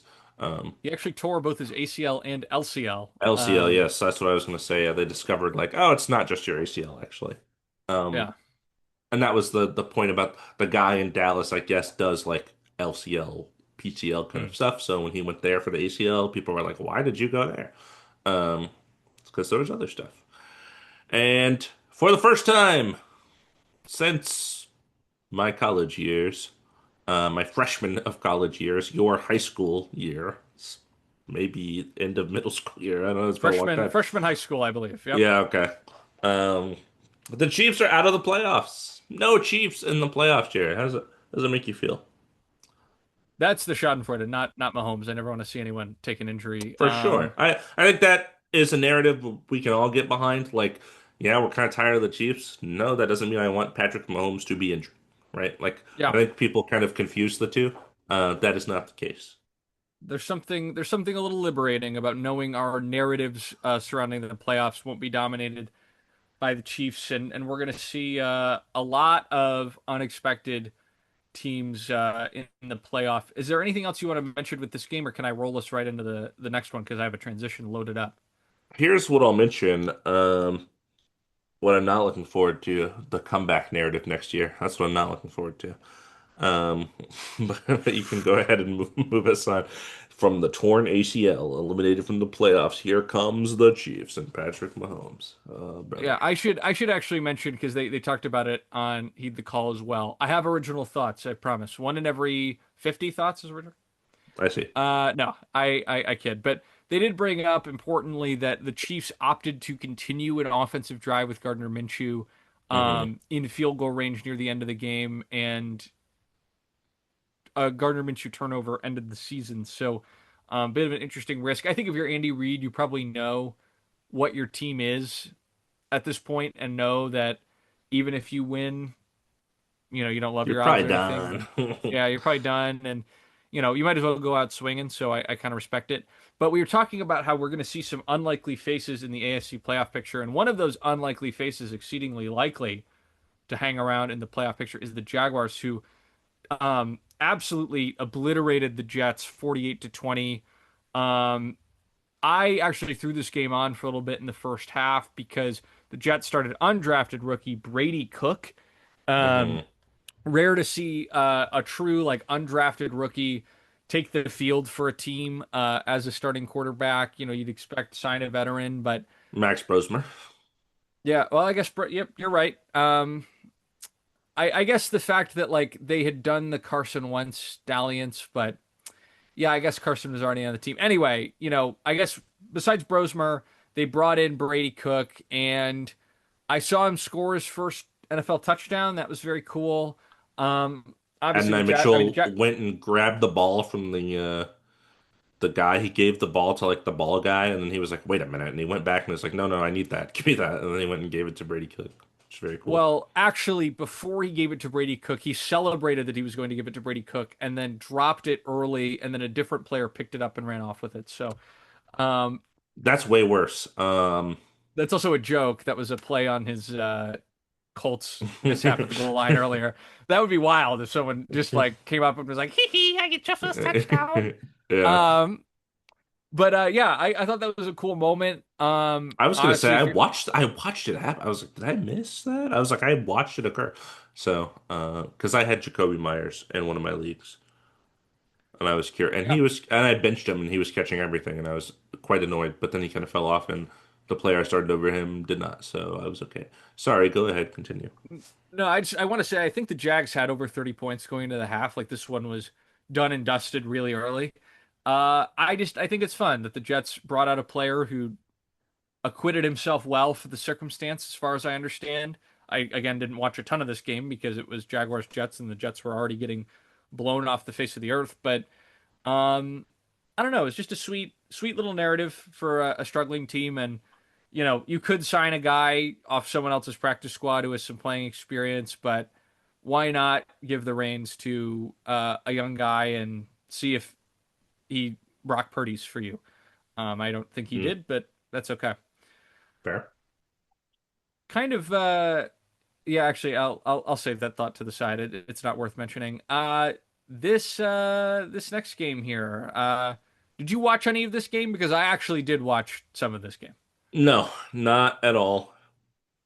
I I don't said I think. split screened two games in the early window, and it was Bills Pats and another can't miss contest, Bears Browns. Why did I want to watch Bears Browns? Well, the Bears The obviously have a very divisional. direct implication on the Lions playoffs, and I think the Browns can be a fun team. It was a cold game. That was the biggest reason is I wanted to see a weather game like we got with Bills Bengals, and um, whether or not the temperature had an impact, it didn't really affect the result because the Bears won 31-3. I went to a single game at halftime. Uh, the Browns just absolutely could not get any traction in this game, and the Bears rolled over them. Notable, as you mentioned here, Rome Odunze ruled inactive after re-aggravating a foot injury during warm-ups, and that may shut him down for the rest of the regular season. You never like to see that kind of non-contact type of thing happen during warm-ups. It was like 3 minutes before the game. They were like, "Hey, it's not gonna play actually." Which was like, if you started him in your fantasy playoffs, yikes! Because you did not get warning on that. Miles Garrett inches ever closer to the sack record. I think he had a sack, but then they're like, actually, it's a half sack. I don't know if he got another sack, but he's close. He's like Yeah, one or two away. really rooting for that to happen. Fingers crossed he's able to close that out. Speaking of that, we've only got two more games. We're about to close it out. I love saying "speaking of." My goal is to say it 15 times in this one podcast. So Minimum. take away this interconference matchup here. Okay, the 49ers played the Titans at home and they won. Next. I actually watched some highlights. Cam Ward didn't have a bad day. 37-24. This game was not very interesting. Ricky Pearsall Last left one. with an injury, which I guess shouldn't be shocking to me at this point. But that seems to happen a lot. And I'm interested in that simply because I don't know what this team like. Granted, it's hard to zero in on Christian McCaffrey, but if somebody can do it successfully in the playoffs, what else do you do on offense? Yeah, I think Kittle is still, you know, in the highlights, Kittle Yeah, was showing up, and I think he's still Kittle, Jennings, yeah. a Brock guy. Purdy Yeah, looked good. Jennings. Jennings scored twice. So I think that's probably the shape you want this to take. But yeah, I mean, especially it's not in our rundown here, but Brandon Ayuk put on the reserve did not report list out for the season for the Niners. Likely will leave the team after the season. That contract blew up massively in the face of the Niners, unfortunately. Yeah, tough. Tough, tough, tough. Last contest, Monday Night Football. Steelers 28 I'm sorry, at home against the Dolphins who had 15. And it shouldn't be shocking. It's the Dolphins playing in a cold game. We've talked about this one before. They can't play on the road and they can't play in the cold, and they did both here, and it sure looked like it. Um, Worth mentioning for the Steelers, linebacker TJ Watt inactive after undergoing a surgery to repair a collapsed lung that occurred during a dry needling session earlier in the week. I have no idea what a dry needling session is, but apparently it went abysmally. Um, Steelers guard Isaac Sumalo, that's my best Sounds guess. close. Left with the tricep injury. Obviously, offensive line super, super crucial. We've talked about that all year. Steelers have won how many consecutive Monday night football games, Jared? 14. Okay, 14. When do you think that would be dated back to? It's not 14. I'm just curious what like Well, Heed you're the cooking Call up. had the stat that they haven't lost Monday night at home since like Chuck Noll in like 1991 or something. It So was 1991 against the Giants. That's 23 consecutive Monday night football victories for Mike Tomlin and the Steelers. why did I say 14 when I had knowledge? That was really silly of me. I mean, Very it's impressive. like how often do they play? How do you know that Right. information, right? It's just random. Yeah. Um, and after this game, after an abysmal showing on offense in which Devon Achane was really the only thing worth mentioning for the Dolphins, Tua looked pretty bad, did not throw a lot of balls because he just couldn't throw it very well. Dolphins head coach Mike McDaniel, after the game, was asked about a quarterback change going into next season, and he said everything is on the table.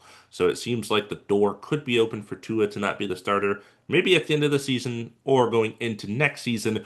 Currently on the roster, do you know who their quarterbacks are? We've probably talked about it. Yes. Zach Wilson and Sam Ellinger. Correct. Zach Wilson is Sam Ellinger on that roster. UT legend Quinn Ewers is on that roster. I'll tell you Oh, that. I meant the UT quarterback. I'm sorry. Yeah, Sam yeah, Ellinger, yeah. former Colt quarterback. I don't even know if that guy's in the league anymore.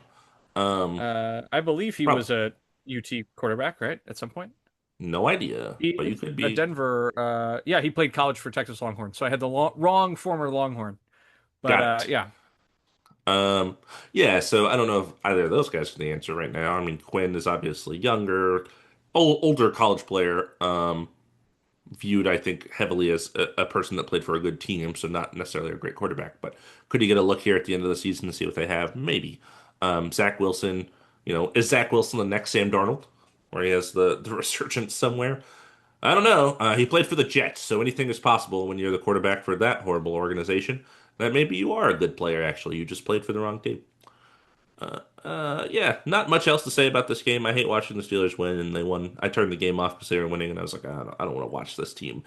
And Aaron Rodgers have victory. I was playing against Jalen Warren in my other fantasy league, and he had two rushing attempts from the 1 yard line and didn't get in, and then they gave it to a backup tight end, and he got in. So that was pretty cool for me. wow. I believe Jalen Warren may have gotten a little banged up, if I'm not mistaken. But He was sick. He I was thought, ill prior to the game, but then he played. oh yeah, that's right.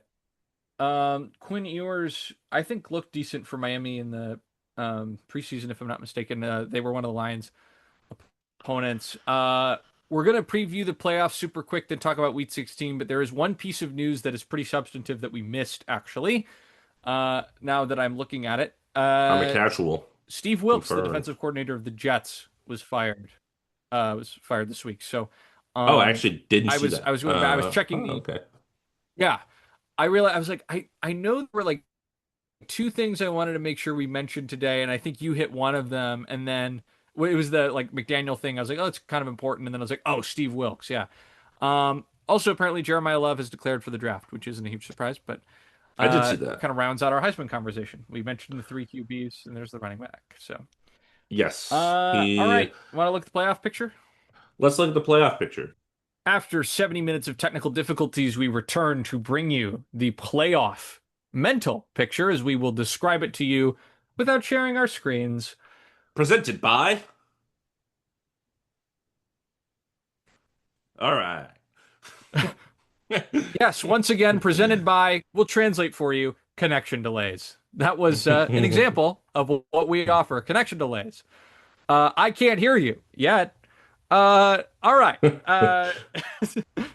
Damon, I'll take the ASC, you take the NFC, and I'll start just powering through. Only nine ball clubs still in the conversation here. One of them locked in. It is not the Patriots who are at the top of this conference for so long, but instead the Broncos securing their spot after their Green Bay victory, holding the one seed at 12 and 2. One game back are the Patriots, still with greater than 99% chance, but not quite clinched yet. The Jaguars still on top of the AFC South are number three, and the Steelers leading the AFC North at number four. The Chargers are the first wild card at 10 and 4. The Bills, also 10 and 4, are the sixth seed, but have a higher probability of making the playoffs. And the seventh seed, lastly, is the Texans, who have a 95% chance of making the playoffs. And if you're paying attention, you'll notice the Texans and Jaguars are very secure, which means the Colts, the eighth seed, are comparatively tremulous in their holding on an AFC spot. They only have a 15% chance of jumping back in.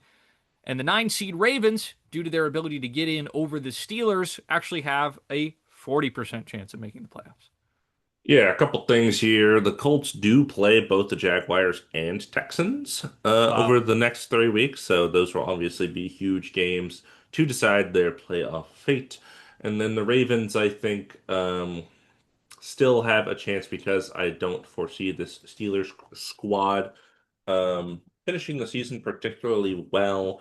They play the Lions, in which they will be absolutely gobsmacked, of course. Then they play the Browns, who, the Browns are kind of good defensive team, not good offense. Whereas the Ravens, unfortunately, play the Patriots this upcoming week, the Packers the week after that, and then actually week 18 is Steelers and Ravens.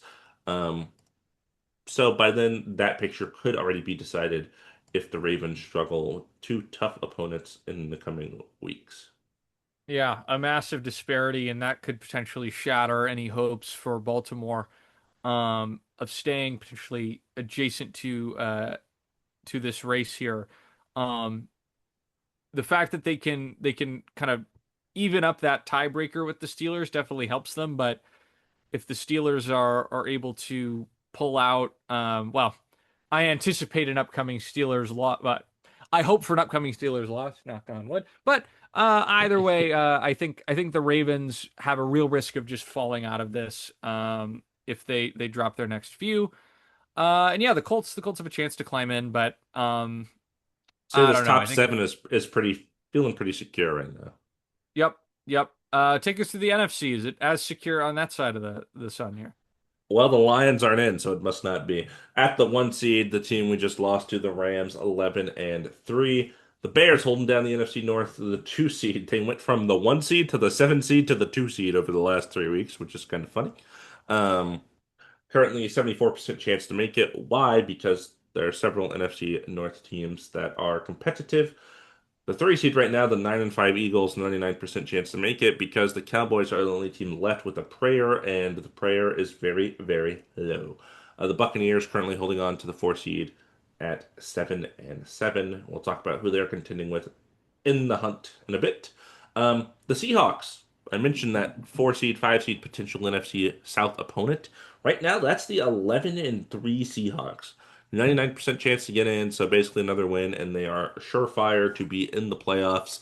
And they, I think, will, if they end up the five seed, if the Rams hold on to the NFC West, I think there's just no way they don't kill whoever the four seed is.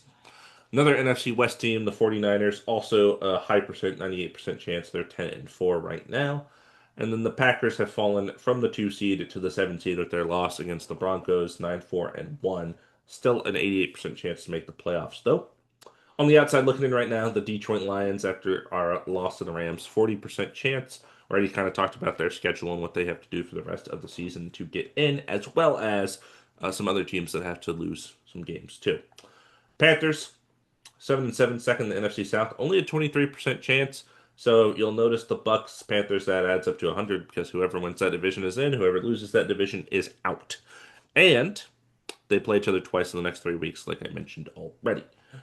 Cowboys technically hanging on 6-7-1, less than a 1% chance. Basically, the Eagles would have to have a absolute disastrous finish, and the Cowboys would have to win out for the Eagles to be 9-8, the Cowboys to be 9-7-1. That is the only way they could make the playoffs. Yeah, I just want to jump in with two observations here. First off, the Bucks. I have three.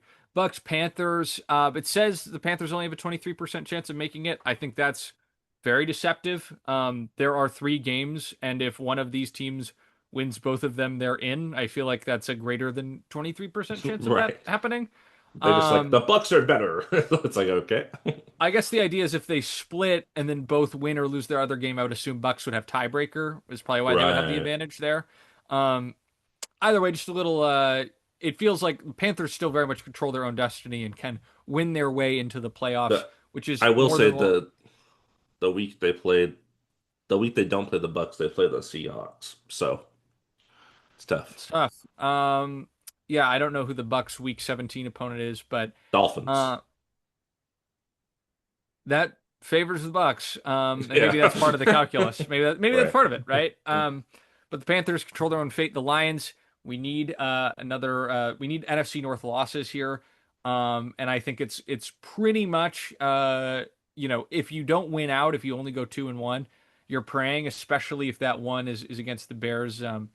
It's really shaky there. So Lions still have a path to win this division in theory. In practice, it's a difficult road, but pulling for them. And then the last thing I want to say is I do personally have a bias towards the Panthers making the playoffs. I think that'd be fun. It would shake up the playoff picture even further from what a normal NFC playoff picture has looked like over the recent years. But if the Bucks win and the Seahawks hold that 5 seed, that would be a rematch of, I would say, one of the early season barn burners.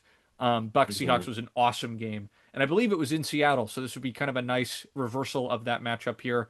Um, when the Bucks Seahawks played a really close game. So that could be a really fun matchup for an NFC South opponent that otherwise, that game might not have a ton of juice. So Super fair.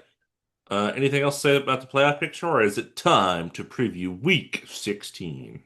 I think it's time to spin the wheel for our wheel teams of the week so we know who we are destined to preview here. It's time to spin our wheel teams for the last time this season, Jared, as these are the last two squads we have to watch. Jared and I will actually not be in town for week 17.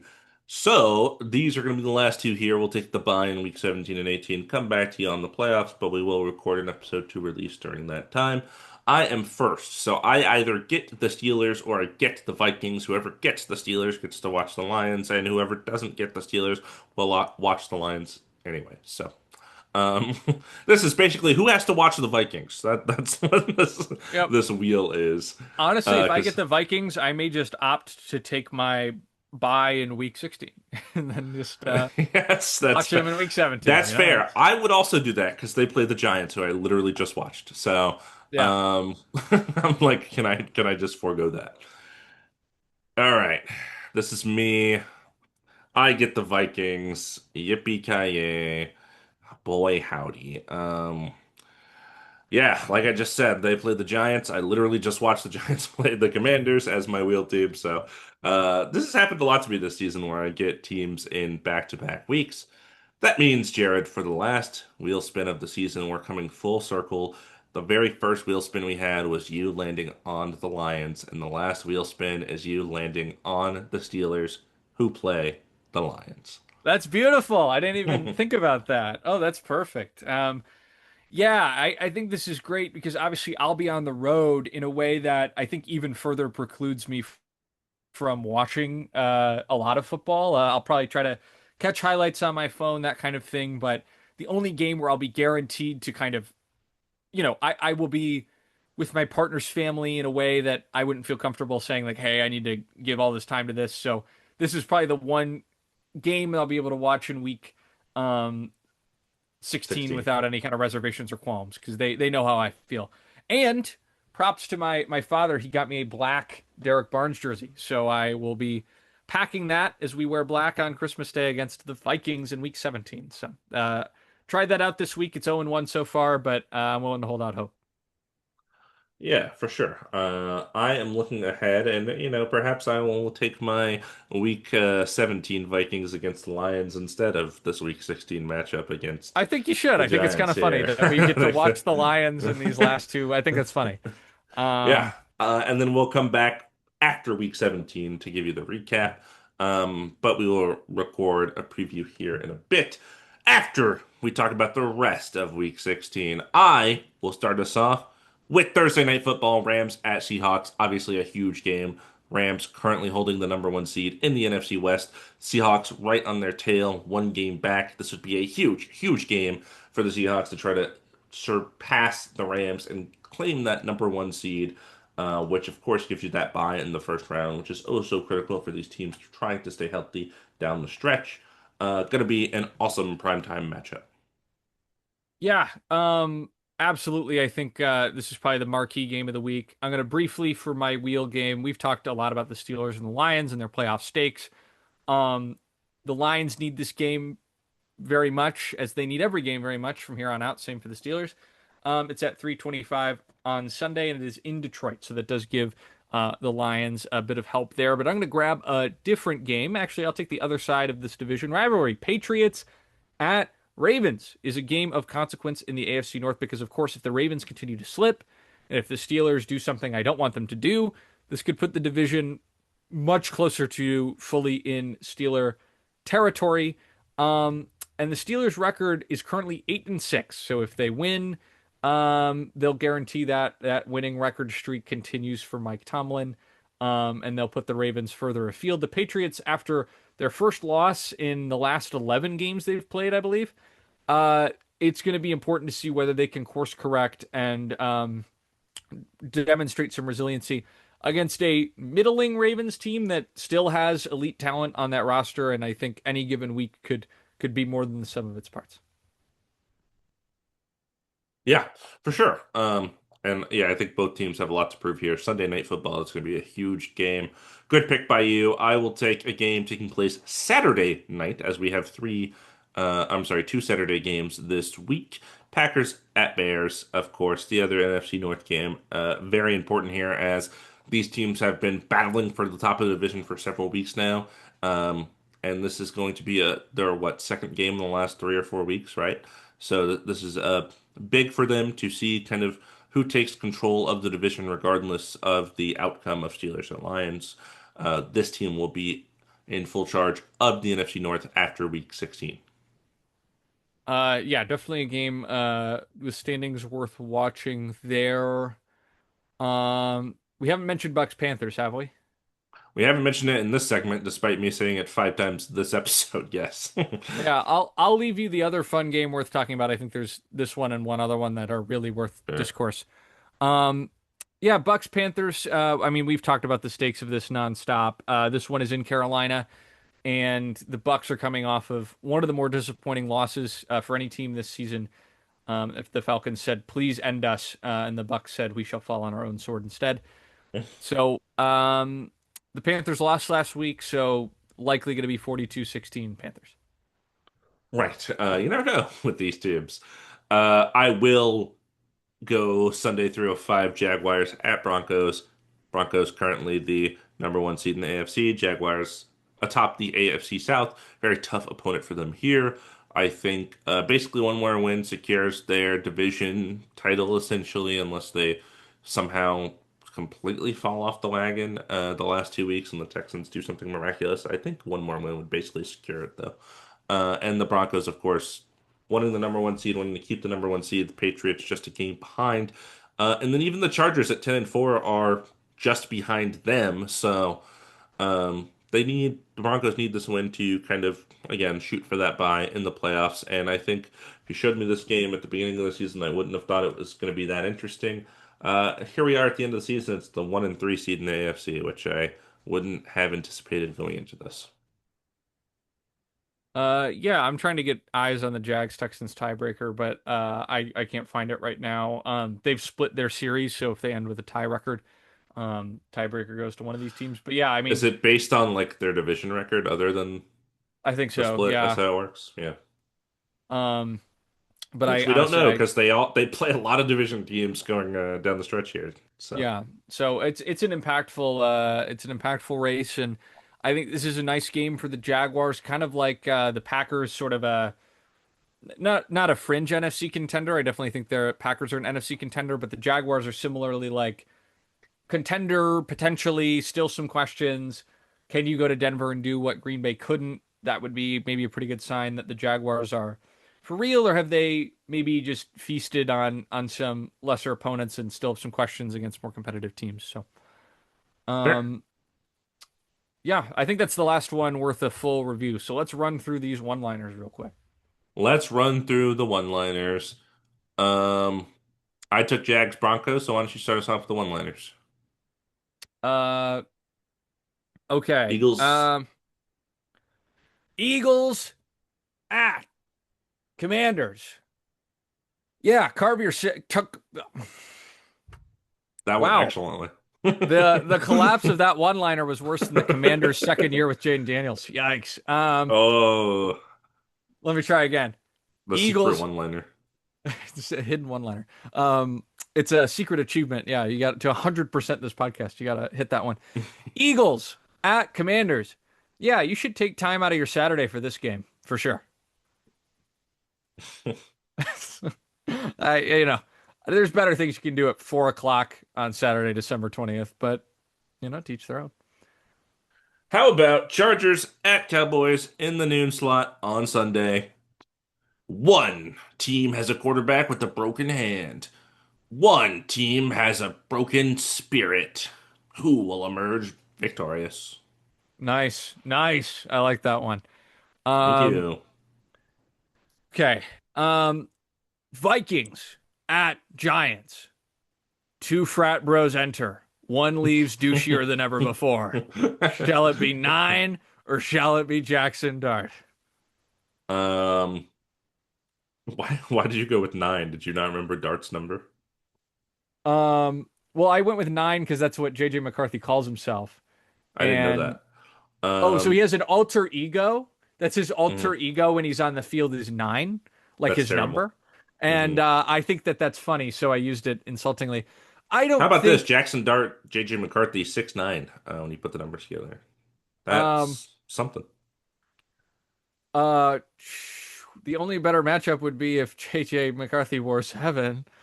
Uh yeah, I actually don't think Jackson Dart is all that unlikable. He's kind of grown on me, and JJ is his own thing, but odd fellas and an Definitely odd game. frat bro energy for sure. No doubt.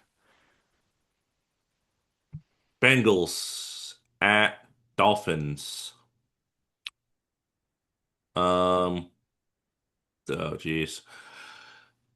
No stakes for these two underperforming AFC teams. At least this game will be warm. Um Sorry, I'm trying to do a little bit of research for my next one. I see. Uh, Um, Additionally, I will say two bad defenses enter. One leaves worse than the other. I don't know. I was going to try to go off of your frat bro thing where one's worse than the other, but it didn't work. uh, I will say Bengals Dolphins. Those quarterbacks are from the same draft. Kind of interesting. I I needed to look up Oh, whether I didn't Brady. realize that Joe Burrow and Quinn Ewers were from the same draft. That's crazy. Oh, I forgot about the Quinn ears of it all. hmm Um, nice. I had to look up whether Brady Cook was playing, and it looks like one of Terod or Justin Fields will be playing for the Jets. So I'm pivoting in my mind right now. Um, Let Brady Jets. cook. Pretty good. Well, I was gonna make a joke about how the Jets could make the Saints look foolish for wasting a second rounder on Tyler Shuck with Brady Cook as an undrafted guy, but that's not an option. Okay. Jets, Saints. Two bridge quarterbacks will enter. One of them will leave. Neither are likely to establish a permanent starting gig in their respective teams. I like the two enter one lead. That's the frame for the one-liners It's today. the motif. Yeah, it's kind Yeah. of funny. Okay. Bills at Browns. Despite Josh Allen and Haley Steinfeld announcing the pregnancy of their first child. That's not worded correctly, but you get what I meant. Uh, Josh Allen will make Shador Sanders his son. Nice. Nice. Nice. I like that one.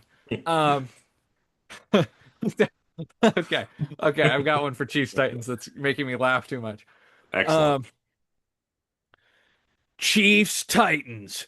Titans GM Mike Borgonzi welcomes his previous team to Nashville, and he's taking no prisoners. Except for Patrick Mahomes' ACL and LCL. Yeah, that's wow, okay. Yeah, Uh knowing the former GM, I guess it's Titans. That's why I'm like, of course you would know that random information that I would never um know. what you Mike Borgonzi wasn't top of mind. You don't remember No. episode 1 when we went over the offseason coaching and GM transaction? I don't remember what we talked about an hour ago in this episode, so I certainly don't remember that. Falcons at Cardinals, as our friend Zach Lowe would say, caca, caca. We got a bird down. That's so good. That's so good. Our friend Zach Lowe. That's yeah, that's our Yeah, we know him relationship. well. As our parasocial friend, Zach Lowe would say. Yeah. Um, okay. Um, Raiders, Texans. Hmm. In the Carr Brothers Bowl, I expect it won't be the Texans quarterback who has the most sacks ever in a season. That was Well, a deep David Carr cut. Hang on. Most yeah. sacks taken by a QB in a season. Please be David Carr. Yes! Oh, what a pull! Oh, sorry. How many Big sacks moment was for it? me. You should have turned off. So David Carr was the, I believe, first quarterback for the Texans as an expansion Yes. franchise. And Yes. in that year, he took 76 sacks. Flip those two So numbers. Um, Sax Crosby. There you go. I don't, yeah, I don't know. I was trying to suggest the Raiders no, it's QB would good. get sacked. David Yes. Carr. Whomever that may be, That joke landed with any of our listeners who are still listening because they're so loyal, they know ball. they know ball ethically. Last one on the slate, Monday Night Football, 49ers at Colts. Um, whew, uh, man, I'm trying to make a connection with these two teams, and it's just not happening. Who will be healthier? The 49ers receivers or Philip Rivers legs? I don't know why, but I just envisioned Philip Rivers giving the Bane treatment to Brock Purdy, and you pitiful game managers are nothing compared to us quarterbacks of the early to late 2000s. Uh, yeah, honestly, that was already an intriguing game when Daniel Jones was lighting it up for the Colts. The Philip Yeah. Rivers on prime time. Come on. Awesome. Yeah. Um, I yeah. guess should have, if this were a couple weeks ago, this could have been like an OPO-wide conversation between McCaffrey and Jonathan Taylor as well. Um, but I think that has kind of fallen off with the Colts fall off. Uh, yeah. Yeah. With that though, we're gonna go ahead and wrap up this episode because we have a little more to say, but you're gonna have to wait to hear it until probably a week after you're listening to this. So, buckle up for that. Perhaps a little Christmas surprise coming early in your stocking. But first, I have to replicate Blake Groupie's 60-yard Indianapolis Colts field goal. The uprights going up in dramatic fashion. I should have made like Transformers noises with that. Very exciting. Like, subscribe, engage with our content. Tell your friends, tell your family, tell your foes. If you don't like us, tell your foes so they can suffer. Lined up the kick. Kick is up. Blake groupie from 60 yards. This time it's for the win. It is good.